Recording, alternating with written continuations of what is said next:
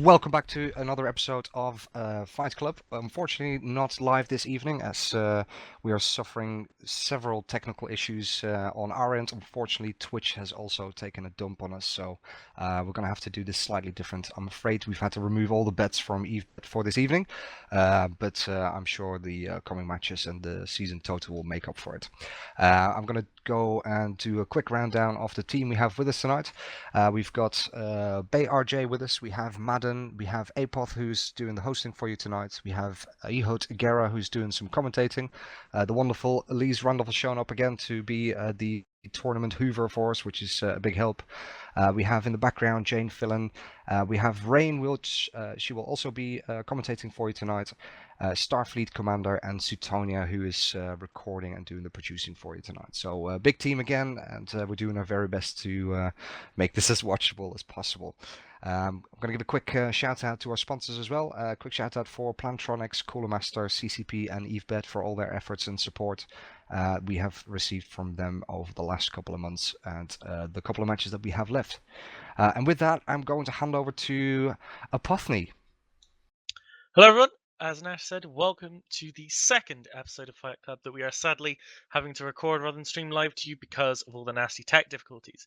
We have some fantastic matchups tonight. I cannot wait to get started.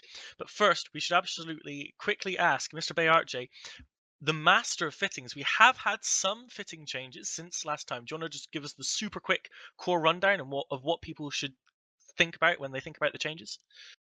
Yeah, so obviously I've rejigged all the logistics slightly, which is probably the biggest thing, because we felt that the armor ones are way too strong.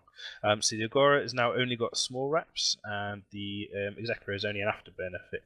And also we've switched around the MWD and the AB on the Osprey and sides. That's made things a little bit interesting. The other huge change we've made is we've changed the Typhoon from being a cruise missile ship into being a shield buffer torpedo ship, which obviously is it's a very, very, very ganky high DPS spoon, but it'd be a lot harder to apply that DPS.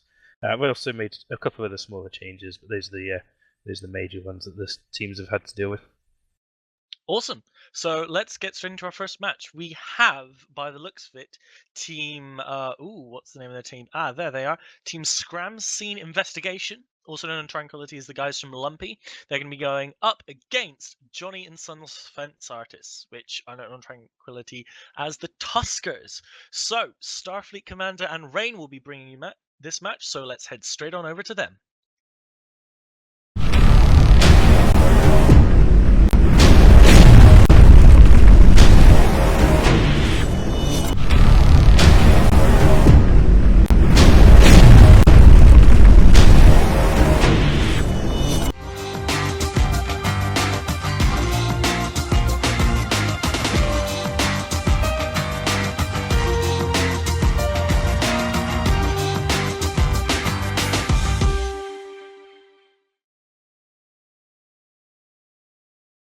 Hello ladies and gentlemen, welcome to the first match of the second week of the Fight Club. Today we've got, as Apophany just said, we've got Scram versus Johnny, and I'm here with Rain Chocolate, and not for Team Red. So that is the Scram team. We've got an Osprey, a Talwar, a Vigil, a Drake, and an amazing Raven. What will you tell us about the other team, Rain? Alright, so Team Johnny has a Tempest, a Ferox, an Osprey, a Thrasher, and a Merlin. This is missile spam on the red team. Yeah, Not spam, I think. But do you know what? I'm amazed to see the Tempest. I've been saying it today, that the Tempest, I feel is a really underused ship. But, I mean, I think that the Raven has the advantage in this match. Do you agree? I think they've got this. I think they do as well. I think the Drake is really going to shine in this match. I think they're going to missile spam is going to really work. Even though people do laugh at the Drake, I think here it's going to do wonders. But we'll have to wait and see. The Vigil is going to be the big player in this match as the countdown is. We've got a minute on locals. We can keep talking about the positions. We got the Tempest at 0. I mean, you have to go for them, isn't he, Rain? Yeah, so the Tempest and the Ferox both landed in at 0, whereas the whole Scram team landed like 30 away. So I think that's a really interesting setup. So the Tempest and the Ferox are probably just going to immediately go in and just start blocking people.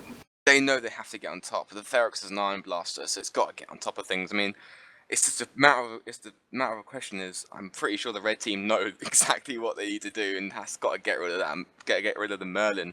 But do you know what? This is going to be a very interesting match because I feel if we've got 10 seconds in local just quickly, so this match about to start. 5 seconds, 4 seconds, 3, 2, wait, 1, and then we're off. Let's see how this goes. Straight away, we're gonna see, yeah, like you said, Rain, Tempest, Vulture moving, Ferox moving straight towards. Red team going to be kiting away, obviously as expected. It's just a matter of can the blue team get on top, really, isn't it? Yeah, and drones are already out and moving about. Yeah, see, the Osprey.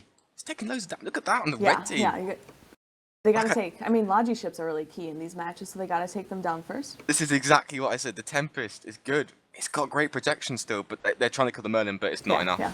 He's getting ripped. I mean... So Team Scram is countering by attacking both the Ferox and the Merlin right now, but the Osprey lit reps are landing pretty well. It's gonna... The thing is that the Osprey is gonna run out of airspeed charges, and then I think that the Tempest is gonna have... But saying that, the Vulture is taking some pretty heavy damage as well. Yeah, and if you look, the Ferox is almost out of shield. It's like a race between the Osprey and then the Ferox with taking damage. I think if they manage to trade an Osprey for a Ferox, I think that's better. I think that's a better trade. I think that then the Tempest, I think as long as he gets rid of the Drake, he can solo the rest of the team, literally. You think so? This is intense. No, I'll say the Scram, he's down. He's down. Scram Osprey's down. But I think will the Vulture die? The Vulture, sorry guys, I keep saying this wrong. The Ferox, will he die? I was really confused. Yeah, the Ferox is some armor, but he's holding. So this Osprey is holding them. I think he's going to hold. The next prime is the Drake, which is the good move. I think that they should be killing the Drake right now. I mean, the Tempest is doing, I believe, upwards of 800 DPS. So, and they're all on top of each other right now. I mean, God, the Ferox, no, the Ferox looks like it's going to go down. He's going to structure. He will fall, but I still think that the Blues have the advantage here. As long as they can kill this Drake in a reasonable amount of time, I think they can do this. And the Ferox goes down. I mean, who do you think Tuskers, the Johnny team, should go for now? I mean, I would honestly say the Drake. I mean, I think he is most of their damage, so he would be most reasonable to get off the field. I think the Scram Vigil's like 140 away. He's moving really, really fast. He knows he needs to stay alive. His TPs are important. Yeah, but if he boundary violates, the game's over. Close, but he's fine. He's not. He's good. He's on the edge. There's a lot of them quite close to the arena, and the Drake's dying as well. Yeah, the Drake is going down too. He's down. So I'm still thinking this Tempest is gonna plow through everything. He still has the Raven and Tower and Vigil to go. I think, but the thing is I think that he can. They've got a Logi, right? And the Tempest is like, look at the Raven, look at the damage that this Tempest is putting out. He puts out so much DPS, and the Tower is getting shot as well. I mean, I think that Johnny had this one in the bag, I believe. Yeah. But who knows? The Raven might just know the Tower's dying, but the Merlin's gonna die, so we know the Tower's gonna die. Yeah, Tower's going down first, but it looks like Team Scram's focusing Johnny's Merlin. Raven keeps taking damage, but he keeps getting himself back up, getting himself more shield. He keeps repping himself up, but I don't think he's long for this world. I might add actually quickly, just while we're talking here, and while this is going on, that you notice the new kill when they die. The little X over your target looks really, really cool. I think that's really nice. That's really. Oh, and the Osprey's taking. The Raven needs to kill the Osprey. He needs to kill the Osprey. Honestly, he won't kill anything else. Well, the Tempest is chasing this Raven, and the Raven's going directly for the Osprey, so it's a race on DPS. Look at the Osprey taking damage, but look at the Raven though. He's gonna die. I think he's gonna die. The Raven will die. I don't think he can. His airspeed. I don't know. The Osprey might take down the Osprey first. Oh, he is. Osprey's in half armor. He's gonna die. Come on, Raven, you can do it. Kill the Osprey. Stay alive. At least kill the Osprey, because this is a point-based system, so all kills matter, literally. Even if, you know... and he gets the points. Amazing. He actually gets the points. What a hero. What an absolute hero. Yep, Johnny Osprey is down now, but the Raven's almost in structure. But it's still absolute good part. And getting that Osprey kill is some extra points. That's really great. Yeah. The Vigil, right. I think the Vigil needs to be... Oh, he's scrammed. They're both scrammed and they're both dying. I think with that... I think, in a couple of seconds the match will be over. Maybe they're gonna reload, I'm not sure. I don't know why the Ooh, Raven's still alive and have structure. he might hang on for dear life, maybe. Nah, I'm pretty sure he wouldn't. Maybe he's not. Maybe the Tempest is reloading. There we Go go. for the No, he's Thrasher. reloaded. He's Oh, he got his reloaded. shields up too. Oh my god, this Raven. He needs to kill the Thrasher. Yes. Oh, come on, Raven. You can do this. Oh, this is His amazing. shields wrapping up. This is what dreams are made of, as the Leafs would say. Oh, come on, Raven. 5-minute warning. There's This is... EC drones as well going on him, so. Oh I don't know if god, this that's is what's affecting amazing. things. Yeah, but the Tempest is smart bombing next to him, so it's going to clear them Yeah, out. trying to get rid of the drones, yeah. This Raven's doing exactly what it needs to be doing, just trying to get the points. Because if it comes down to literally it's just 2 battleships, then this win would be a bare win, wouldn't it? Like the Yeah, point exactly. difference. But getting this Thrasher down is amazing. I like it how the Thrasher is now neutered, and he knows he needs to get away. But I'm mate. This Raven is being the absolute hero of the team. Absolute hero. We'll have to see if he can. Oh no, and I don't think he'll take. No, and he goes down. With that, Tuskers team, so this Johnny's team, will take the victory. But amazing fight at least at that Raven. It's a good Yeah, absolutely. So we'll take it back to the studio to Epophany.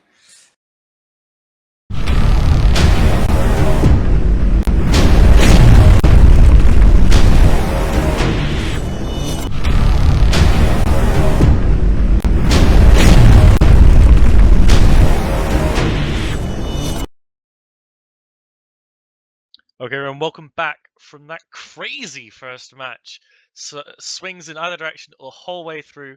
What a roller coaster ride of emotions. Madden, I'm super interested to hear your opinion on choosing to shoot the Ferox and the Osprey first on each team. Like, do you think going after DPS straight up in that Ferox was the best choice, or do you think going straight for Logi hardcore all the time was the best decision here? So if it's me, I'm going after the Logi all the way. You know he's got an ASB. He's going to run out of charges. When he runs out of charges, he's going to die because you're just going to explode him and he's going to have nothing left to give. He's going to run out of cap. He's not going to be able to manage it. So I'm all for going after that Logi first. Take him out. You know your Logi can hold back the other team, at least for a little while. It's not like they're taking out your small stuff. So I totally agree with the call to take out that Osprey. I think that's it. That's the way to win this match. Awesome. Starfleet, as you're commentating that match, you know you've been playing in tournaments for years and years and years. When is it the correct decision to just ignore the Logi and go straight for the DPS? Like when are the key points at which you make that? I mean, there's so many variations that can happen. I mean, my experience, sometimes you can just lock down the Logi and just ignore it. You know, you can tackle the Logi off, get him damped down, and then you can ignore it. But sometimes, I mean, have the DPS to like just absolutely surprise a Logi so he can't rep it. And in that match, I think they killed, the Thrasher or Merlin. Even just like the Osprey didn't have a chance to rep him. So sometimes you can just, you can blap frigates. But you have to be really careful because you don't want to, what some teams do is they get locked in. You know what I mean? Like trying to kill a target and he's not dying and they're wasting time. So it's really, that's one of the most important things in these tournaments is like just the decision making. You know, you need to like keep moving. If you're wasting time killing a Drake and it's not dying, then try and move on, you know? Yeah, I mean, Ehud, when you were watching, I mean, did you see any cool moves by any of the pilots there? Was there anything that particularly took your interest in the setups or how they were flown? It's a tough one. That was pretty much a slugfest. So, a lot of it was DPS and where it's being applied, I think, are the major choices there. What do you think of the choice of bringing the Tempest versus the Raven in the current fleet fittings? What do you think of the advantage of taking one over the other in terms of kind of this projectiles versus missiles? The missiles are great because of application with the Vigil, right? So it's really easy to get your damage on target with the missiles, and the range is no problem. You don't have to deal with fall off. So I think missiles are a really strong choice right now, especially with missile computers. What about you, Starfleet? What about Tempest versus Raven? Do you know what? As in that match has shown, the Raven did pull it back, but the Tempest DPS, you can't deny it, Adam. Can't deny the DPS on that thing. And if you get, I mean, at the start of the match, that Tempest was about 50k from the Osprey. And he still was smashing through his shields at 50k.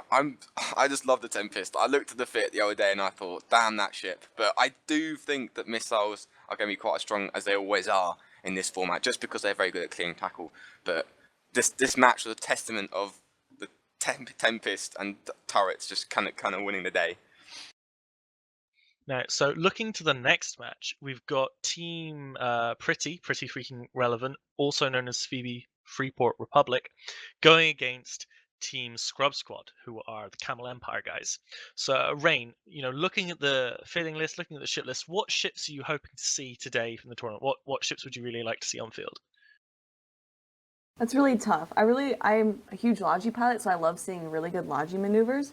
But I'm also a diehard fan of the Drake, so I really want to see some Drake matchups and some sweet Drake piloting to feel like it's 2010 again. Oh, like you might revive the spirit of Shadu and just like he'll appear on comms and just tell us to kill all of them. We can only hope. We all miss him dearly. It looks like the teams are landing on grid. But again, to that last match, Rain, like you say you love that Swift Logi piloting. What did you think of the ASB use on the Osprey? Do you think he used his charges well and flew well, or do you think that he left something to be desired? I thought the Johnny pilot did really well, but I mean, the Scram Osprey pilot obviously was targeted first and went down. But I think the Johnny one held off long enough to kind of keep his team up while also tanking the damage. So I think he did pretty good. Cool. So, I mean, Ehud, looking at the new fittings the Bay's come up with, do you think we're going to see, we saw 2 Shield teams there. Do you think Shield is going to dominate this week, this month even, in this tournament? Or do you think Shield and Armor are a little bit more balanced than last time? Because obviously last time it was a lot of Armor setups. I definitely think with the Vigil being Shield, you're going to see it. That little support ship does a lot for these teams. With Battleship heavy DPS, you really need those paints. So I definitely think we're going to see more Shield, especially with that Vigil being switched to Shield mode. So yeah, I think it should be balanced. And the Logi, the Logi's a big thing. Small reps on Armor right now with rep changes. That's going to be tough, even though the Augur is out. So yeah, I think we will. And I think it'll be fun to see. It was very one-sided last time. So I'm actually excited to see what Armor setups are brought given these changes. Okay, so it looks like we have the 2 teams on the field, Pretty Freaking Reluctant and Scrub Squad. So I'm going to hand you over to the 2 fantastic commentators we have for this match. It's going to be Ehud and Madden.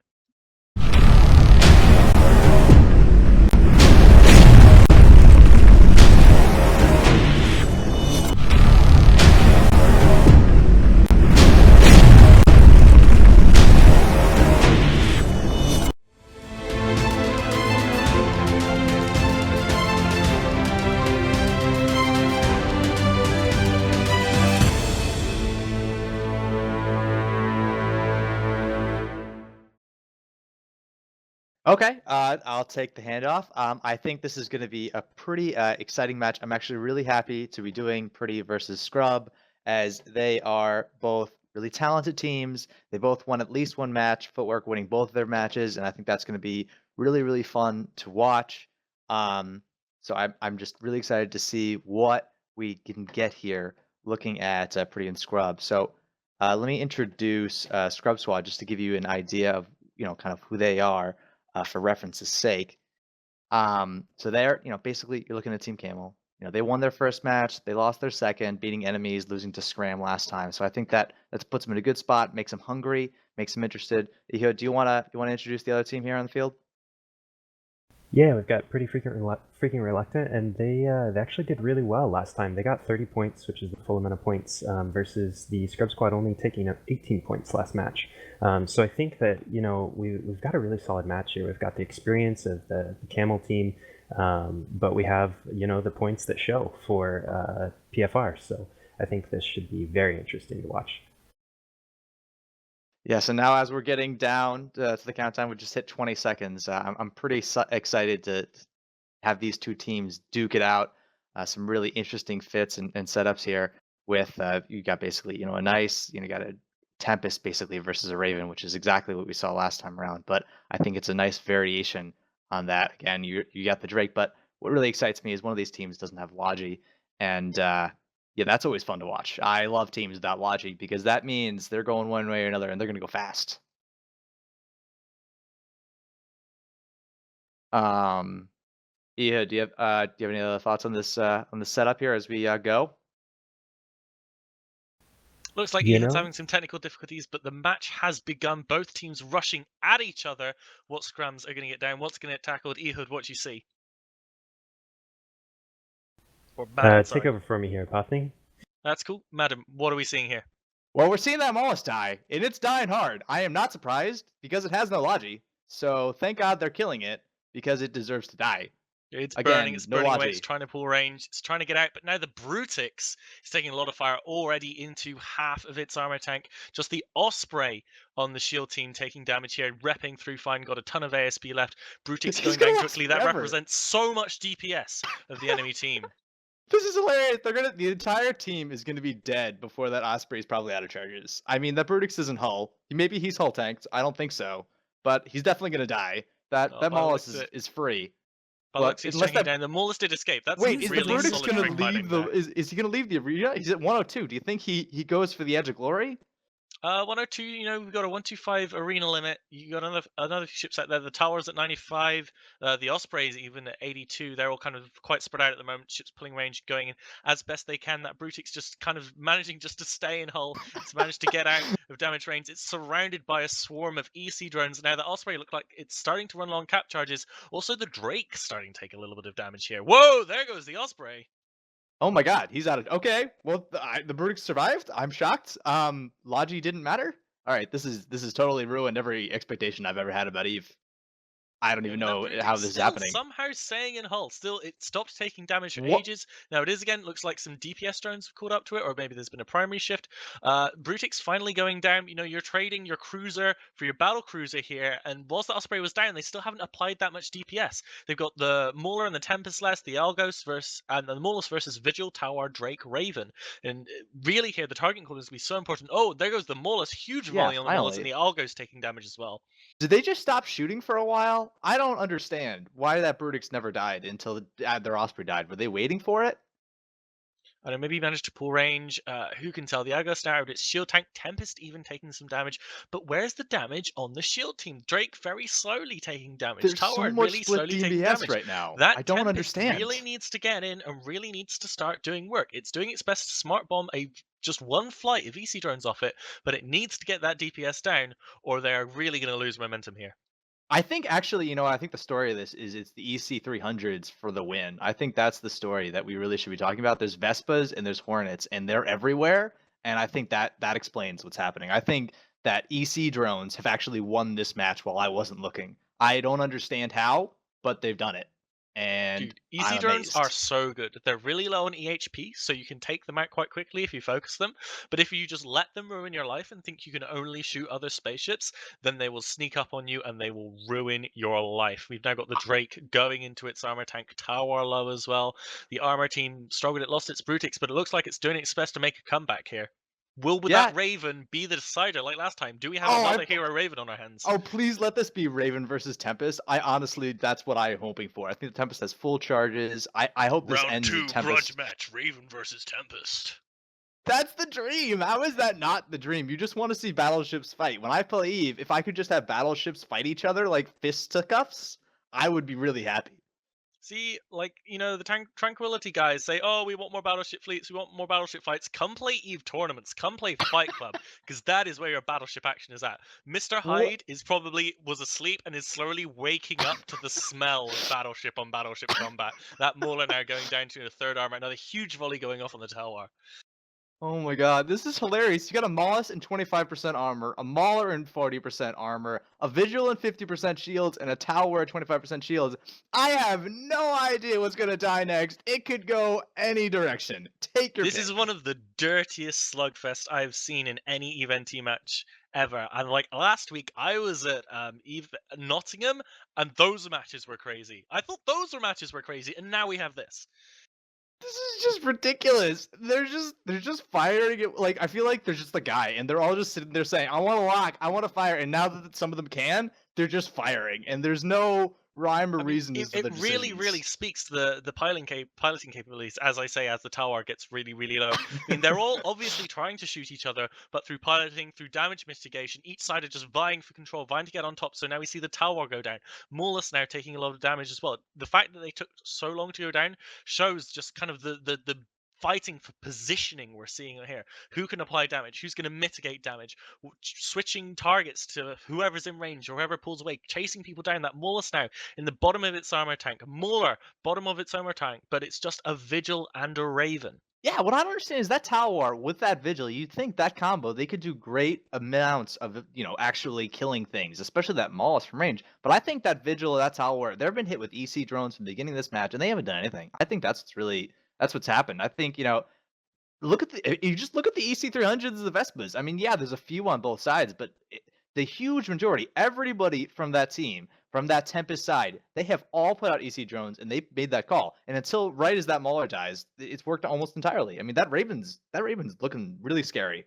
Yeah, I mean, that Mauler has survived long enough to get a decent amount of damage on the Raven, forcing it to burst through more of its charges before they get to start working on the Tempest. I mean, that gives the Tempest a huge advantage in the Battleship on Battleship rule. The Raven, in fact, almost already out of shields as the Mauler goes down. Yeah, like as I thought that it was over, that Tempest survived at 9% structure for like a minute as that Raven tried to hit it with another round of missiles. I mean, this has been an incredible match of just one team surviving and the other team slowly dying to their inability to kill the other team. It was impossible. That Maulus barely hanging on. I'm willing to bet that it's just trying to mitigate damage from itself by damping down the Raven. Raven yeah, are going points into matter. half armor. Tempest actually starting to take a lot of damage here, boosting through its shield, but it is just far too late. That Raven's going down. It's going into structure. Tank, it is not. It's falling, going down. Kodari tanks not known for being hull. And I think no, we may I have haven't the seen winner that. of the I have match. not seen the Raven tank structure-wise. Never in my Eve. But don't forget, that Vigil's alive. As long as that Vigil's alive, this match isn't over. So now we get to watch that Vigil versus that Mollusk. Can the Vigil kill the Mollusk with probably no DPS? But I want to see it anyway. Just push it out of the arena. Only less than 2 minutes left in the match, I believe. So a Vigil would have to kill the Tempest with a Maulus on it, even to survive. But no, there goes the Vigil. It goes down. It's the end of the match, and I get to live the narcissistic dream by getting to hand back to myself in the main stage.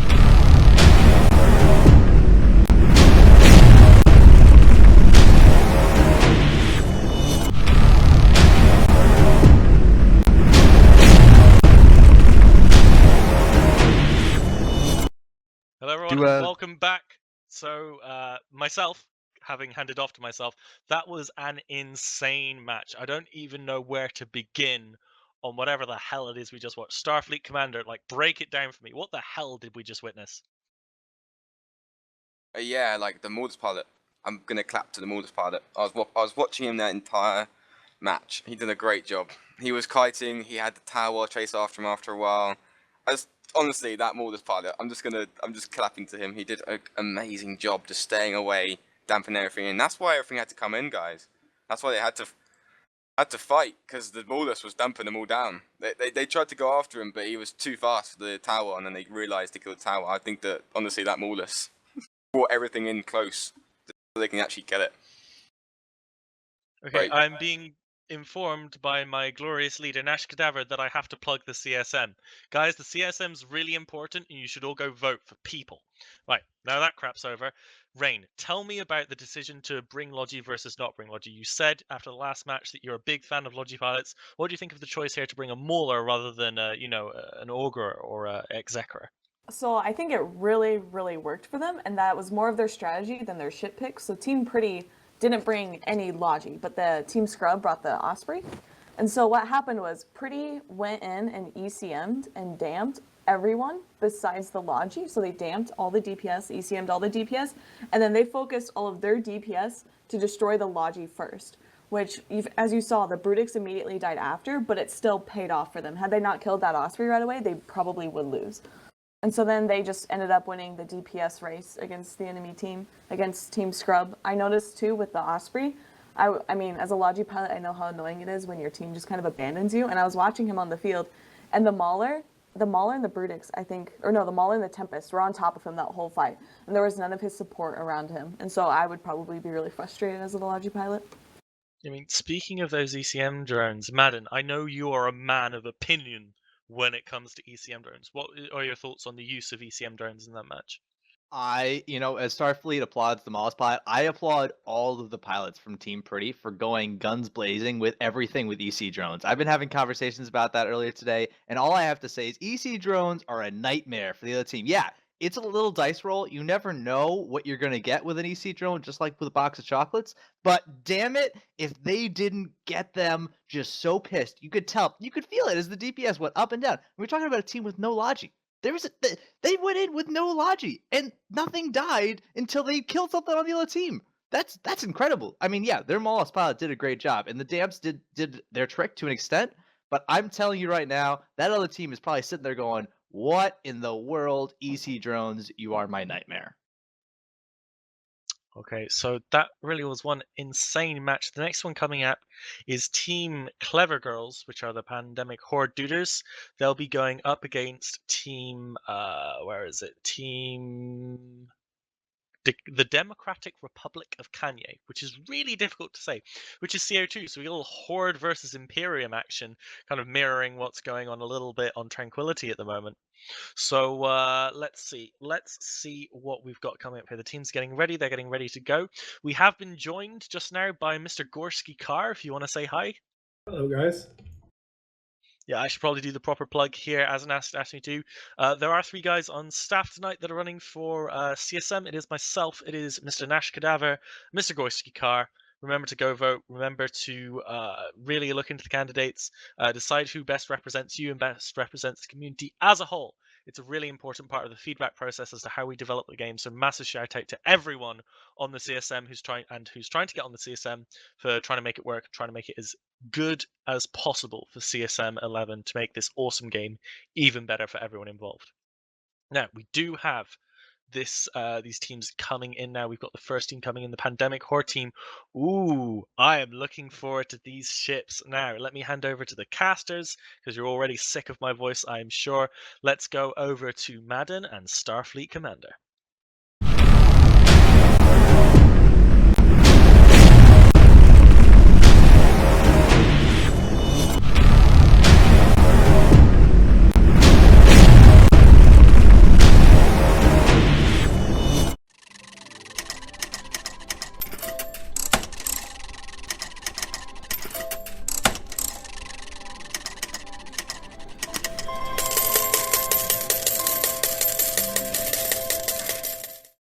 All right, so now we have the teams on the field, and I think it's going to be a really exciting match. I'm really excited to introduce Clever Girls. I think that's a great name, by the way. So that basically being the Horde guys, and I think that what we've got here is an interesting starting point. Got some nice Execure on Execure combat. I think this is obviously a nice armor brawl.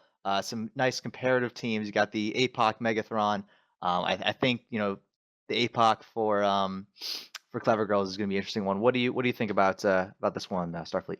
I think you're right. Execra, both AB slow logis, but I think the APOC might have the edge. The range on the APOC and the Oracle are going to have the edge. This is a mirror, really, but like just the Galente versus Amar. You got a closer Galente Brawly and then a sort of a further Amar lasers. So we're gonna have to see 10 seconds on the clocks and start a match. I mean, just as we start, what do you think? APOC versus Megathron. What would you do? I think the APOC's are gonna take this. Maybe. Yeah, that's me too. I'm all about the APOC love. You gotta go Mar Pride.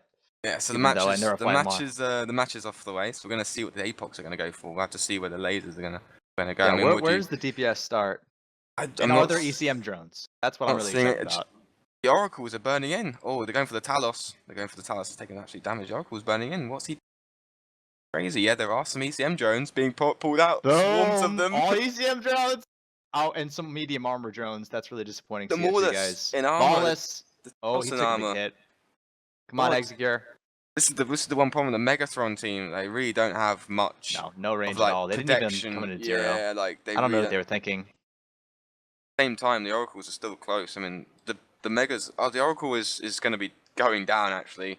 I'm a bit of problems with my locking thing, but I'm locked up now. He's going into low armor, but so's the Talos. I mean, trading 2 battlecruisers for each other. I mean, it's just not going to change much. I mean, who do you think is going to go down first? Oh, the Talos. Talos is actually going straight down into armor. Oh, he's like an interesting matchup.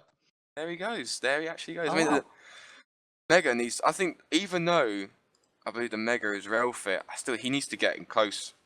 Yeah, that's a huge amount of DPS off the field, though. I mean, Oracle's going to hit you hard. Talos is going to hit you harder. I mean, that's that's a big deal if they just lost that, especially this team. They're still, I mean, they got a Megathron here, so there's not like they're lacking DPS, but that Maulus is, kind of playing with fire, being a Maulus in life. It is a big deal. I mean, the Mega's still trying to kill the Oracle, and the Oracle, I think he's doing a good job of trying to get rid of the Transversal, but the Oracle is getting wrapped up as well. But I'm not really seeing him breaking anytime soon. You know what I mean? I think is happening here, and I don't think we need to talk about this. Is that Megathron? If you look at him, he's surrounded by EC drones, Yeah, and I mean surrounded in a bad way.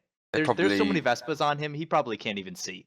They're probably just swarming him, but the Algos is taking damage, and the Oracle, we're gonna have to see, and the Executor is taking damage. I mean, the damage is like in the last match. It's just all over the place, isn't it? The damage profile. Yeah. There's no one primary. So whatever happened to primaries, man? Did I miss that? Did I miss that call? I've just been told that the Executor wasn't moving, which is why he probably took a lot of damage. He is moving now, but he took a bunch of damage because he wasn't moving. He's woken up and realised, oh god, I'm not moving. They are AB, so they can. These Executors can tank a decent amount. These aren't even missiles, so that really does matter here. That really does matter in the one non-missile match you've had today. The Algo's taking damage, the new one taking damage. Nobody Tyrion wants to be primary, and both teams have agreed that everybody gets to be primary instead. It's brilliant. Everyone's like, should we just...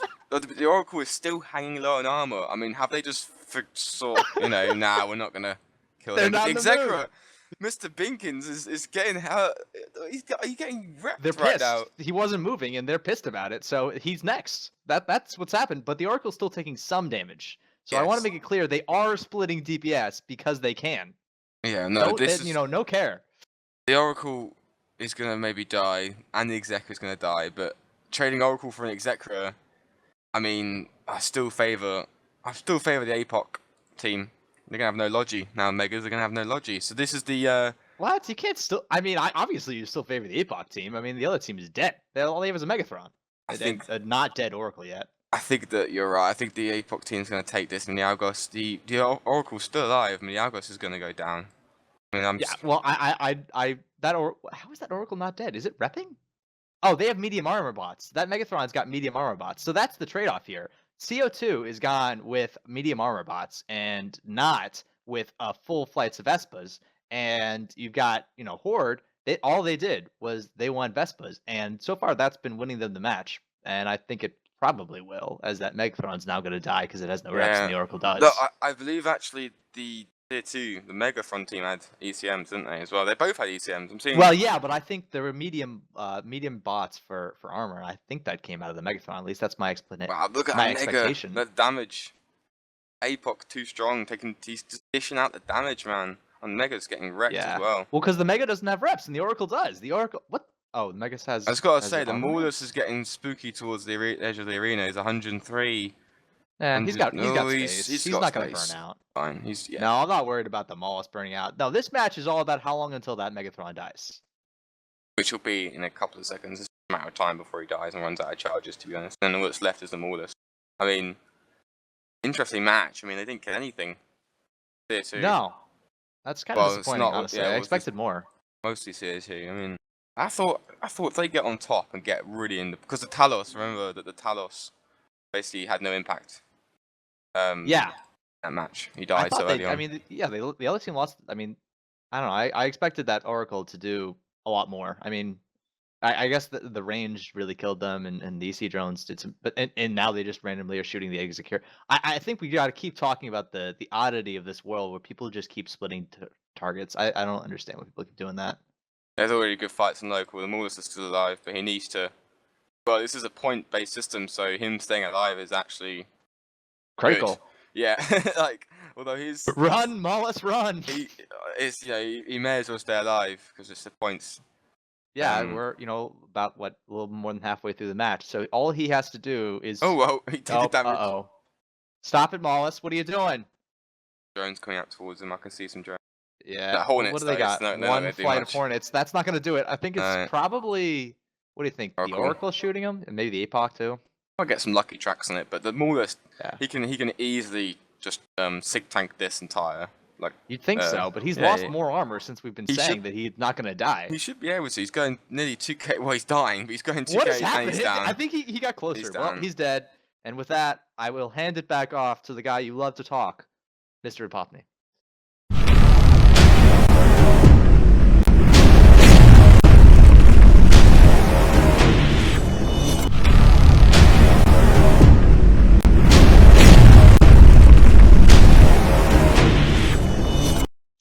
Well, that match was possibly even more one-sided than a Mobius strip.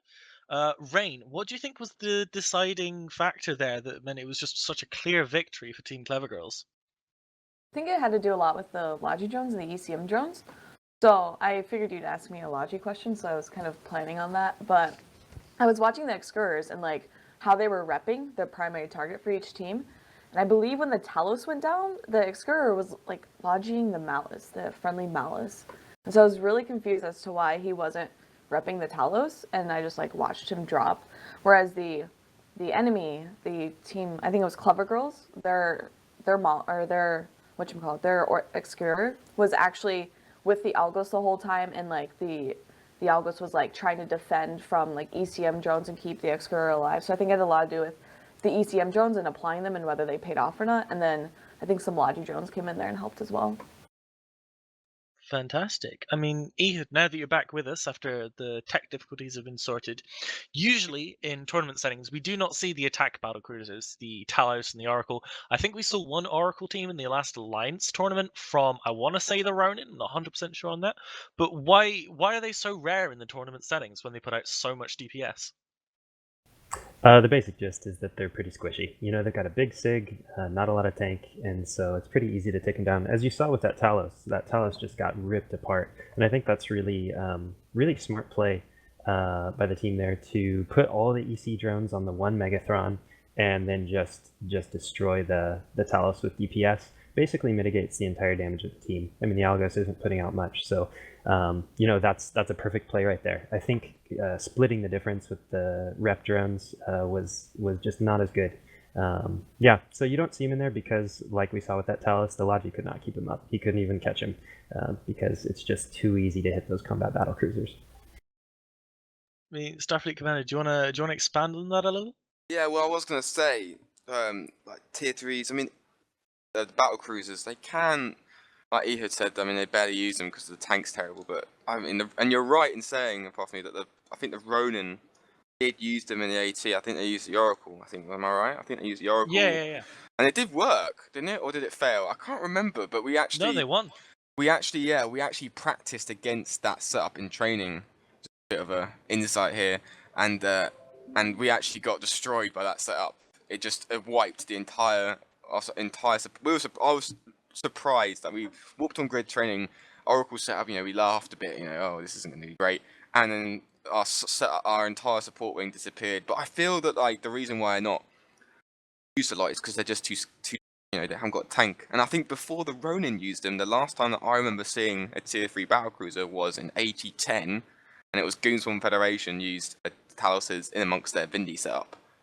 It didn't work out for them. They Sounds like a hell of a lot of damage. Yeah, but exactly. I mean, they did have a lot of damage, but I think we had, I think we were flying some sort of a mirror setup ish. We had like a Vindy and Kronos, and it didn't. The Talos got evaporated in Epophany. You know, that's why no one uses them because you know any sort of like in this match just here. I mean, he didn't take long to die, and I think that the Oracle was just positioned a bit better, and that's why he didn't die. Although I think if the Talos was alive a bit longer. Just applied his DPS a bit more. I think it could have been either one, to be honest. Now, Madden, buddy, we've seen 3 matches so far. We've seen 3 shield setups. We've seen 3 armor setups. We've had shield v shield v armor, and armor v armor. Settle for me the debate of Eve, as long as it's been alive, shield or armor. So, and this may or may not shock you, I'm actually not going to answer that question the way you think. I'm not going to say it's shield or armor. I think it's EC drones versus not EC drones, and I think the answer is all EC drones. Now, I'll give you a little bit on the shield versus armor. Personally, I love shield, and I think I wish that was the answer, but I think it's armor, and I think armor is going to be the winner of this day. I think the Osprey's good, but if I have to choose, I'm going to pick the Execure. I think the Execure has shown to be a little bit stronger. That AP fleet gives you a little bit more capabilities, a little bit more options maybe in the tournament format instead of just having, you know, like a Tempest versus Tempest kind of thing. And plus, who doesn't love watching a Megathron versus an Apocalypse in a close match brawl? Who does not love that indeed? Now, moving on to the next match, we have Team Test. Please ignore, or there are no prizes for realizing they are in fact from Test Alliance. They'll be going up against Tuskers returning as Johnny and Sons Fence Artists after their first match today. So we are going to have let's see, who are we going to have casting for this match? It is going to be Rain returning with Ehud now that you are fixed. So please, guys, let's get on with the match.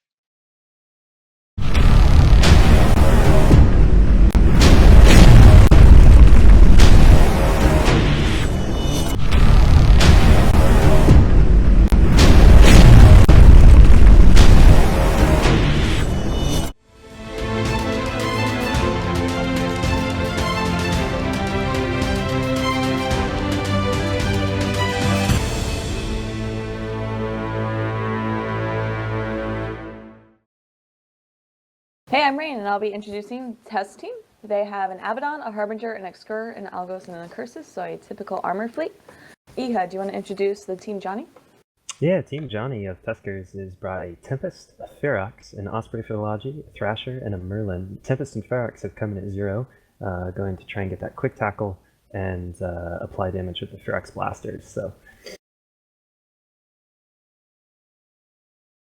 Oh my gosh. So as we start off this match, just note that Test Team has accidentally brought an illegal fit, so therefore they are starting the match with a deducted 5 points. So they still have a chance of winning, but they are also fighting with a penalty. So the match is starting in about 5 seconds. As you note that Tempest and Ferox have landed close, the Abaddon and the Harbinger have also landed close to 0, with the Incursus quietly behind them. And the match has started. And Team Johnny burning in for a quick tackle, trying to get on top of that Abaddon. They've also launched EC drones, so we'll see how those do. Yes, Whereas Test has brought out the rep bots and put them on the Harbinger, which is taking damage now. He's in armor, but getting easy reps, both from those rep bots and likely the Executor as well. Yes, and it's good to note that rep bots are the only drones allowed with the T2 variety.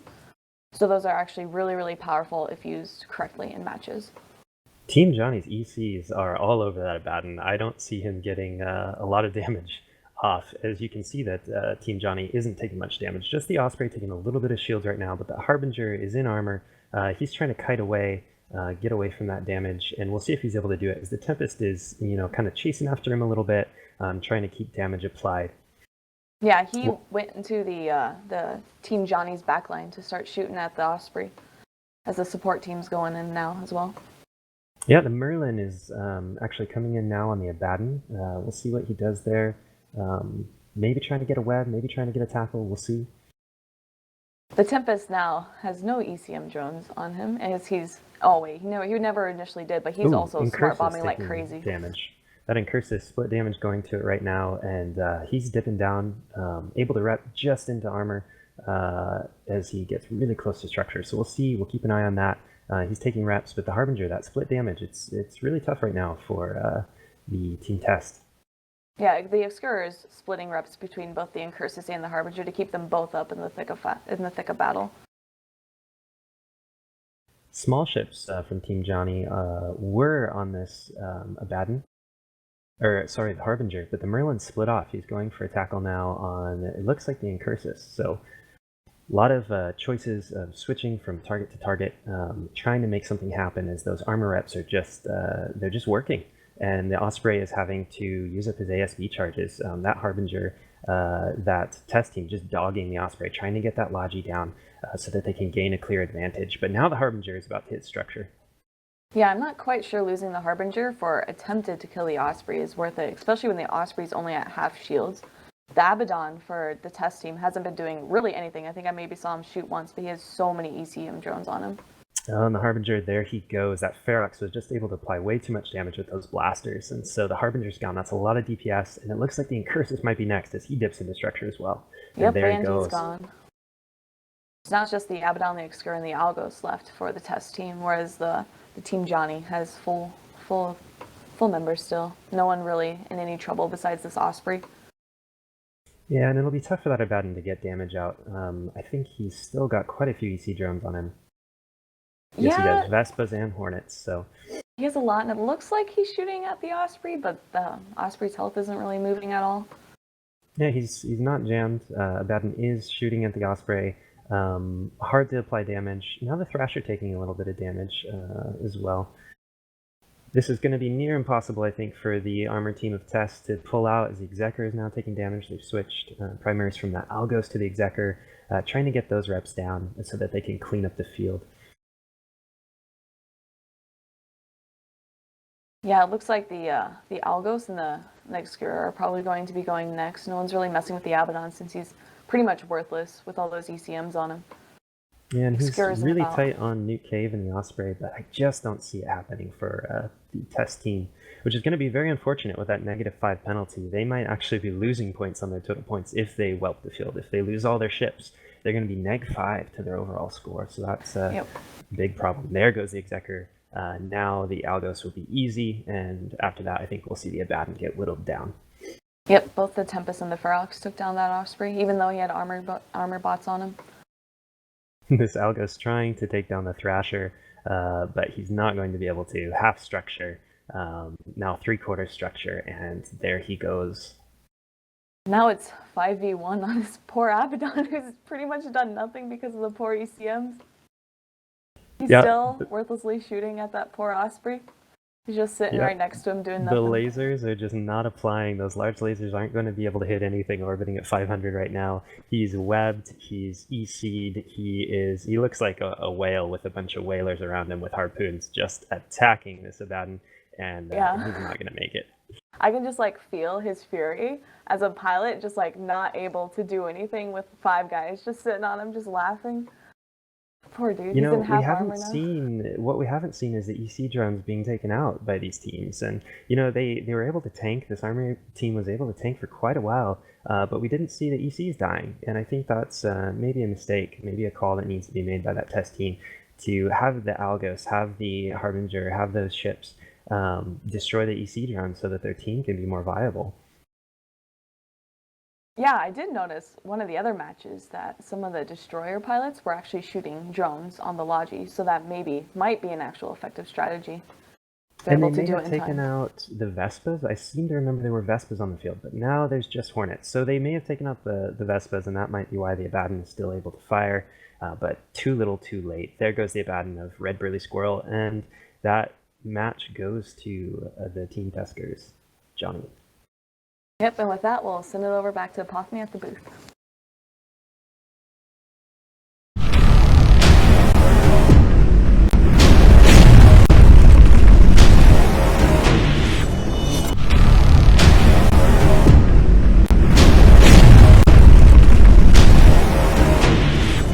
Okay, welcome back. Abaddon, one of my favorite ships in the game. Sorry to see it go down, but Tuskers again winning a match.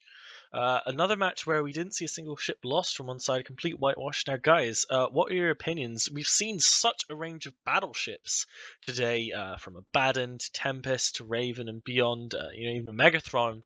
Starfleet, tell me about battleship choice in this one. Well, I'm a fan of the Tempest, and clearly the Tuskers know. They are obviously the Kanye team, am I correct? The Tuskers team, yeah? Am I right? No. Up. The Tempest is I just think it's a very strong ship, honestly. I mean, the Abaddon is just like one of those ships where it's, it could tank a lot, but I just fear it can't track enough for it to be useful.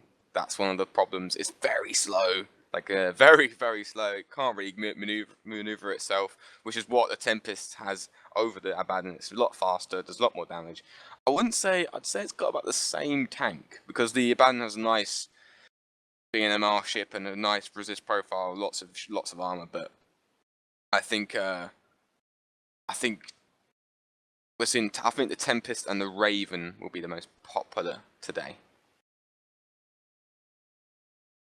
Okay, so Rain, we saw a one-sided match there. Do you think it was down to the Logi pilots? I know you're anxious to talk about Logis tonight, or was it down to something else? I think it was something else. I think it was the piloting in general, especially with the use of the ECM drones. I think with that poor Abaddon, couldn't really apply DPS, so then, the Logi didn't really have to do much. And if you notice, the test team really focused on the enemy Osprey, and the Osprey was able to at least halfway manage his reps to keep himself up, and then his support team, the rest of the team supported him in that. So it was really not, it didn't really come down to just the Logi piloting. I think it was more of the overall team effort from both sides. Ehud, what were your thoughts on that match?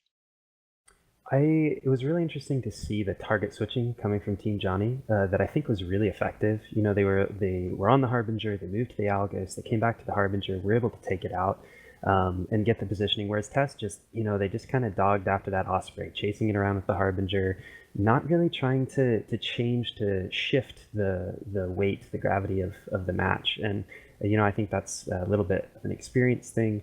Also, maybe those EC drones had something to do with it, but you really got to be able to move on the fly, switch your targets around, get the Logi moving to the wrong ships, and then capitalize. So I think that was really good moves by Team Johnny to do that, and eventually get that Harbinger down, who was really the only threat, you know, as he was chasing that Osprey. Yeah, so I think that was a big learning experience for Test there. Now, Madden, let me ask you, we've seen the Battlecruiser be a really popular primary tonight beside the obvious Logi. What do you think it is about the Battlecruiser hull class that makes them such a solid primary target? Is just because they do a reasonable amount of DPS and have a fairly large SIG, so your damage applies well? What is it about the Battlecruiser? Well, I think that's certainly a big part of it. I mean, when you see like a Talos and an Oracle on the field, that's, you know, a huge battleship amount of DPS, but you're in a battlecruiser hull, you're a lot easier to kill. You're pretty easy to hit because your range isn't going to be as strong. So I think that's a big part of it. I think the fact that they're killable ships is going to play in. You know, if you primary battleship, you know, especially one like the Megathron who actually has his own tank, his own repping ability, you know, that's going to be a lot harder to take care of than if you're going to go after a Harbinger. So I think a big part of that is, yes, you know, you can ECM those guys out of the way, you can outrange them, you can out-track them, get under the tracking, but it, you know, with a battlecruiser, you know, that's an easier, kind of safer primary. You know, the reps aren't going to be able to hold them quite as well because they just physically don't have as much armor. So I think that plays into a big part of it, and I think they've been a good choice. I think they've worked well, especially as kind of a secondary choice. You know, you hit a destroyer, and then you switch back to the battlecruiser, and one of them eventually will go down. Okay, so the next match is going to be back to the Democratic Republic of Kanye, that's the CO2 team from the Imperium, going up against the Footwork team that is... I've lost their official name. Can somebody remind me? There it is, it's just Team Footwork. Just Team Footwork. How could I forget? Never mind. So we're hoping to see those pilots warp onto grid soon. But in this meantime, I'd love to give Nash the opportunity to just speak about our sponsors again, because they are awesome. Well, thank you very much. They are indeed. Yes, we've got a really good bunch on board. We have Plantronics, we have EveBet, and obviously CCP. Through the sponsors, we basically get a load of goodies that we end up either raffling off for charity at the live event in Nottingham, or indeed go in the actual prize boxes for the tournament that we do there. So yeah, these guys have been super solid. I think this year again we gave away about £1,300 worth of gear, goodies, tech stuff, just stuff. Yeah, really good. These guys are absolutely sound. So go and check them out. Awesome. Now, Bay, we hear from the commentators all the time about ship fitting stuff. You're the man who's been coming up them, who's been iterating them. You haven't done it on your own. There's been a ton of input from other people. But what generally are you going for when you look at fits for the Fight Club format? So the restrictions are, we try and keep them kind of, the ships have to use modules which they get bonuses for. So we don't want to see, I don't make any artillery abaddons, or shield repping Zekras or anything like that. So you kind of know what you're getting when you face an enemy ship. And also we're kind of like trying to fit for quite ganky fights rather than big long fights. Even though there are logistics in there, there's generally more DPS than they can handle. So yeah, that's just a brief summary. I'm going to get back to doing the stats. Oh, yeah, sorry, buddy. Okay, back to let's just go actually straight to the casters. So with Kanye versus Footwork, it is going to be Starfleet Commander and Matt's the casters for this match between Kanye and Footwork are going to be Starfleet Commander and Madden. So there you go, guys. Before my tongue falls out of my mouth even further.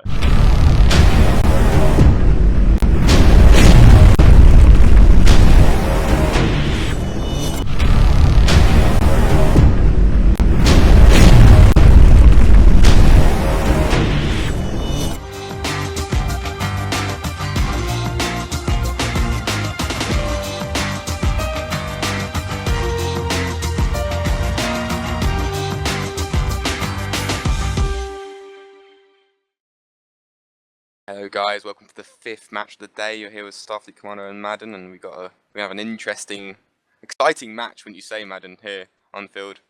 Yeah, I'm pretty psyched. A nice armor brawl in front of us. I'm going to introduce the Kanye team. We're going to see what they got. They got a Baden, which I'm not a big fan of. Executor, Griffin. That's new. Algos and Hurricane. Wouldn't you introduce the kick team for us?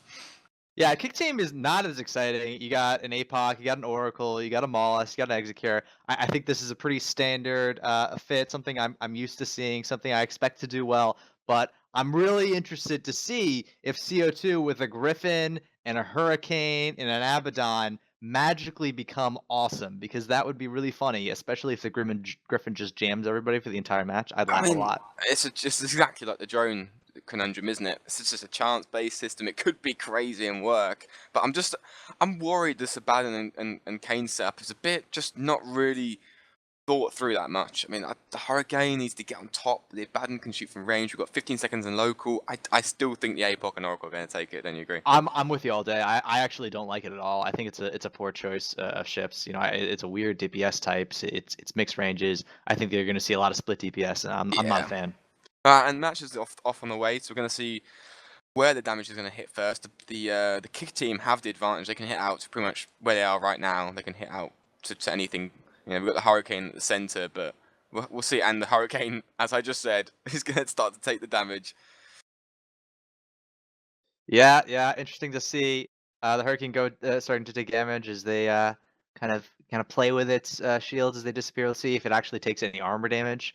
Looking at the drones on field, because that's important. You're seeing Acolytes, a lot of armor, not as much EC drones as the Algos for CO2 starting to take a lot of damage. They're switching. The Algos is burning straight into the kick team, and they've just realised that and thought, let's just absolutely destroy him because of transversal. He's going to go low. There should be another volley coming in a second. Yeah, he's going to die eventually. It's only a matter of time. The Execure for the other. He's going to structure. Is he? Oh no! No. He's catching reps. He's catching reps. Can he do it? What? I think he's. Oh my God! He's gonna. And then he died. There you go. That was funny. First blood to kick, man. Which is honestly as expected. He burns straight towards the Oracles. That's just gonna happen, isn't it? But is the Griffin really? One of the questions is what is the Griffin doing? He is literally in amongst them all. He's just. You know what? I don't need to cares? Yeah, he's unnecessary. Don't need to kite. I'm going to sit on top of the entire enemy fleet and just get him. But meanwhile, the Hurricane is dying. Algos and Lagos is dying too. So maybe they're going to actually at least get some kills on the board. Daypot needs to speak. He's got a bit of leeway. He's on the bounce. He's close. He's 106k away. Just he needs to keep a watch. But the Algos is getting killing. We're going to be trading Algos. Is going to die. Algos is going to die. Oh, did I speak too soon? Maybe? I think he's going to go down. And he's going to go down. It's good. I like to see ships die from both sides. It makes it fun. This is nice. We've got a nice little trade going on here. But we've got the Hurricane and the Maulus is now getting tackled. He's too close. This Maulus needs to burn away. This is the problem. He needs to get away from the action, get some range. But oh dear. Yeah. There's an augmented Hornet on field. You definitely can't have augmented drones in here. But we got the call to play on, so I don't know why, but they did that. We got the call in local. We can keep playing, but the Hurricane is. Nash is not happy, but we'll keep going. Nash is gonna have an attack, but anyway, no big deal. No big deal. It's fine. I don't think CO2 is gonna win anyway. They're just when they lose, it'll be funnier. They tried augmented drones and failed. It's fine. The Hurricane. It's fine. Yeah, it's fine. Yeah. The Hurricane is going down. He's going down slowly, but I think they're gonna get through him. The Oracle. Yeah. They're trying to take the Maulus, but the Maulus is like 95% armor. I think he's gonna be okay. The Maulus is just he's burning around. A lot of trouble. Yeah, I think CO2 probably are not gonna do too well here. But we'll have to see. I mean, the Abaddon is still left. He might do a Raven on us. You never know. I mean, I love how they're shooting an Apocalypse. They're spending their time on an Apocalypse. Yeah, I mean, that's honestly. Why? And the Hurricane goes down. Whilst this was going on, they need to try and the Oracle is not that too far. Do you know why they're shooting the APOC? It's because it's the only thing they can get to, and they've tackled him. Well, I think we also should talk a little bit about the fact that there's that Griffin who's running around now. He's being chased by Vespas, and I think that's hilarious that you have a Griffin being chased by Vespas. That's just a good game. There's a cat and there's a mouse, and that mouse is losing. He's gonna get eaten. I think this is also a big testament to maybe the Griffin didn't have a big impact in this game. I don't know. He Like, was irrelevant. maybe. Well, we don't really know because as CCP with ECM we don't really know when jams hit. You can't see the effects from watching the matches. You can't see if anything's jammed unless we have the Alliance tournament. Like, you know, we can see like the attempted jams, but from our Yeah. perspective, we don't really know if it actually jams land or not. And well, basically DPS didn't really stop that much, did it? So That's what I'm going by. I'm going by what did I Yeah. see happening on field, and I saw a lot of death from one side. and I didn't see. the Executor is now just getting pounded, as is a right call. Yeah. Well, Yeah, they gotta no finish point. him off because that's gonna get him the ability to actually finish this match. Well, Because yeah, they gotta kill it. There's no point in wasting time on the Abaddon. They know it. There's just no point because he's gonna have a big tank, so he might as well get the Executor down. I mean, I think he's gonna tank for a bit. we're past halfway at this point, so they're gonna finish off the Executor. He's gonna run out of repping ability eventually. I think that And there's that's just too much quickly DPS. looking, the Oracle is positioned well. Look at where he's positioned. He's positioned above. He's above the entire fight right now. That Griffin's getting close to the arena. He's 114. 13's coming back. He's probably heard me say that. They thought the augmented drones was enough. They don't want to also boundary violate in the same match. I think that's a good call. There's 5 minutes left, and not much damage going on everywhere. Damage just seems to slow down. Maybe the Griffin's just actually now jammed like half the setup. And I'm seeing the Oracle shooting. I'm seeing the Abaddon shooting, the APOC shooting, everything's shooting, but the damage is a bit slow. I'm surprised. Yeah, I mean, I guess maybe the Executor is actually kind of Griffin. mitigating damage a little bit. The Griffin got hit by the Oracle. I think maybe are they trying to kill is the Griffin maybe doing more than we think? At least even if they're shooting, maybe it's being a little bit more inconsistent, so we're not seeing it quite as strong as it would be. They need But to that kill, Executor is still dying. They need to kill him because he's got AR fit, so they need to he's got only limited charges. So they need to. Like they can't afford. They need to. This is exactly as being a Logi pilot. It's the dream to be shot and then you have time to reload and then they come back to you. So they shouldn't really stop. They should just try and keep pounding him, count the charges, and then just kill him. But the Griffin is getting hit now. I really disagree with this choice to split the DPS off the Executor, give him the ability to survive a little bit here, and try and take out this Griffin with mostly missed shots. I'm saying basically the Oracle is shooting. I'm pretty sure the Apox jam right now. I'm not seeing any effects coming from him. I'm just seeing the Oracle in this Executor. If you look at the APOC, he's not doing anything. Yeah, he's done. But I mean, there's not that many drones on him. I think it's just one Hornet on him or something. No, there's nothing on him. It must be the Griffin. Has to be the Griffin. Yeah, it's got to be. Yeah, you got all his jams in. He's doing it. Has to be his Griffin. But at the same time, the Oracle now is taking damage out from a Abaddon. Oh, if that God. Oracle dies, I swear, we were so confident that Abaddon was gonna be useless. It's gonna take a nap. We're gonna have to just give up and just admit defeat on this one. I mean, he's going down. One of the things to point out as well, the Executor has got armor bots on him. He's got 5 mediums, which are gonna help. Yeah, he's got help. 3 minutes left on the clock, because every ship that isn't dead here is good for the test. The test team. Yeah, test is. I mean, they're barely not the test team, here. the CO2 team. Sorry, we're getting mixed up here. But still, the Maulus is now getting killed. The Oracle is in armor. The Executor Look at that is in armor. Maulus. That Maulus is 58% armor too. There's a lot of DPS going in a lot of places again. I've seen this game before. Yeah, it seems to be the way forward. And now the Apox is not jammed anymore. I'm seeing effects, and he's starting to shoot the Executor. That Executor, he never recharged. He never reloaded. He's definitely gonna die now if the APOC can keep shooting him. The damage isn't that great. I mean, I'm still surprised. The Oracle again. Look, he takes a bunch of damage, but the Executor is gonna go down. He's gonna go down into the structure. Finally, I think everybody agreed to shoot the Executor this time, and so now he's definitely gonna die. I think it was. He's got to die. Yeah, he's gonna die. I think it was. I'm gonna keep saying it until he's dead. He's gonna die. There he goes. He's still not dead. There he goes. Okay, now it happened. Amazing. I think that the Griffin really did have a big playing point in there. I think that he got a couple of jam cycles off the APOC, which basically just stopped the DPS. The Oracle was pretty far away. If you look where he is right now, he's up with the Abaddon and stuff. With the Abaddon. No, he's even further away from the Abaddon. But now the APOC's he's in the field-ish. But I'm surprised. Honestly, I didn't think the Griffin. Now the Griffin's gonna instant. Now the Griffin's getting wrecked. I don't understand. There he goes. He did something stupid. But I can't believe that the Griffin had that much of an effect. It was great. Right. I mean, the thing is it's up to piloting all these laser doctrines with the frigates. it's not like missiles where you can actually avoid the damage. You can out-track the stuff, which is what the Maulus and Griffin were trying to do. But the reason why the Griffin died there, I watched, is because he was burning towards the APOC accidentally. I don't think he did it intentionally. I think he was just trying to get away from the Oracle and just burn towards the APOC and let 2 volleys and he's dead. You reckon they're going to kill the Abaddon in the time it takes? No. There's 1 minute well, left. There's a minute left. No, definitely not. No, definitely not. I I mean, they're gonna try. This Abaddon, what he needs to do, I think, is try and... Is the Maulus on top of... The Maulus is literally right next to him. He's just sitting... What he needs to do, he needs to try and check his transversal up and just try and blap him straight away. There's this dream here somewhere where the Abaddon wishes he could, refit during combat to all smart bombs and just disappear the Maulus. I think he... There's not much he can do apart from try and kill the Maulus and try and get a point or something. He is trying to kill the Maulus. The Maulus is taking damage. He just can't do enough. I mean, 30 seconds left, but the Executor is just orbiting him. It's brilliant. No. I mean, it's funny. I mean, he is taking a lot of damage. Maybe the Abaddon gets a couple lucky shots and then... Oh, come on! Go Abaddon! You can do it! Get those 2 points. He can do it. He can do it. 20 seconds left. He can do it. Oh my god. This map... Oh, no. That was bait tank. We just got baited. He's just playing with the Abaddon, getting his hopes up. 10 seconds left, and we're going to have to call it, and it'll be... The Footwork taking it away with the Abaddon and the Abaddon Oracle. The Abaddon Oracle, no, the Apocalypse. The Apocalypse, yeah. Too much the unsurprising Apocalypse and Oracle. The Abaddon did not succeed, but props to them for bringing a Griffin to the field and making a game of it. Except for the augmented drone part. No props to that. That was bad. Yeah, so it's a tricky win, and with that, we're going to send it back to the amazing man himself, Mr. Apoff, in the studio.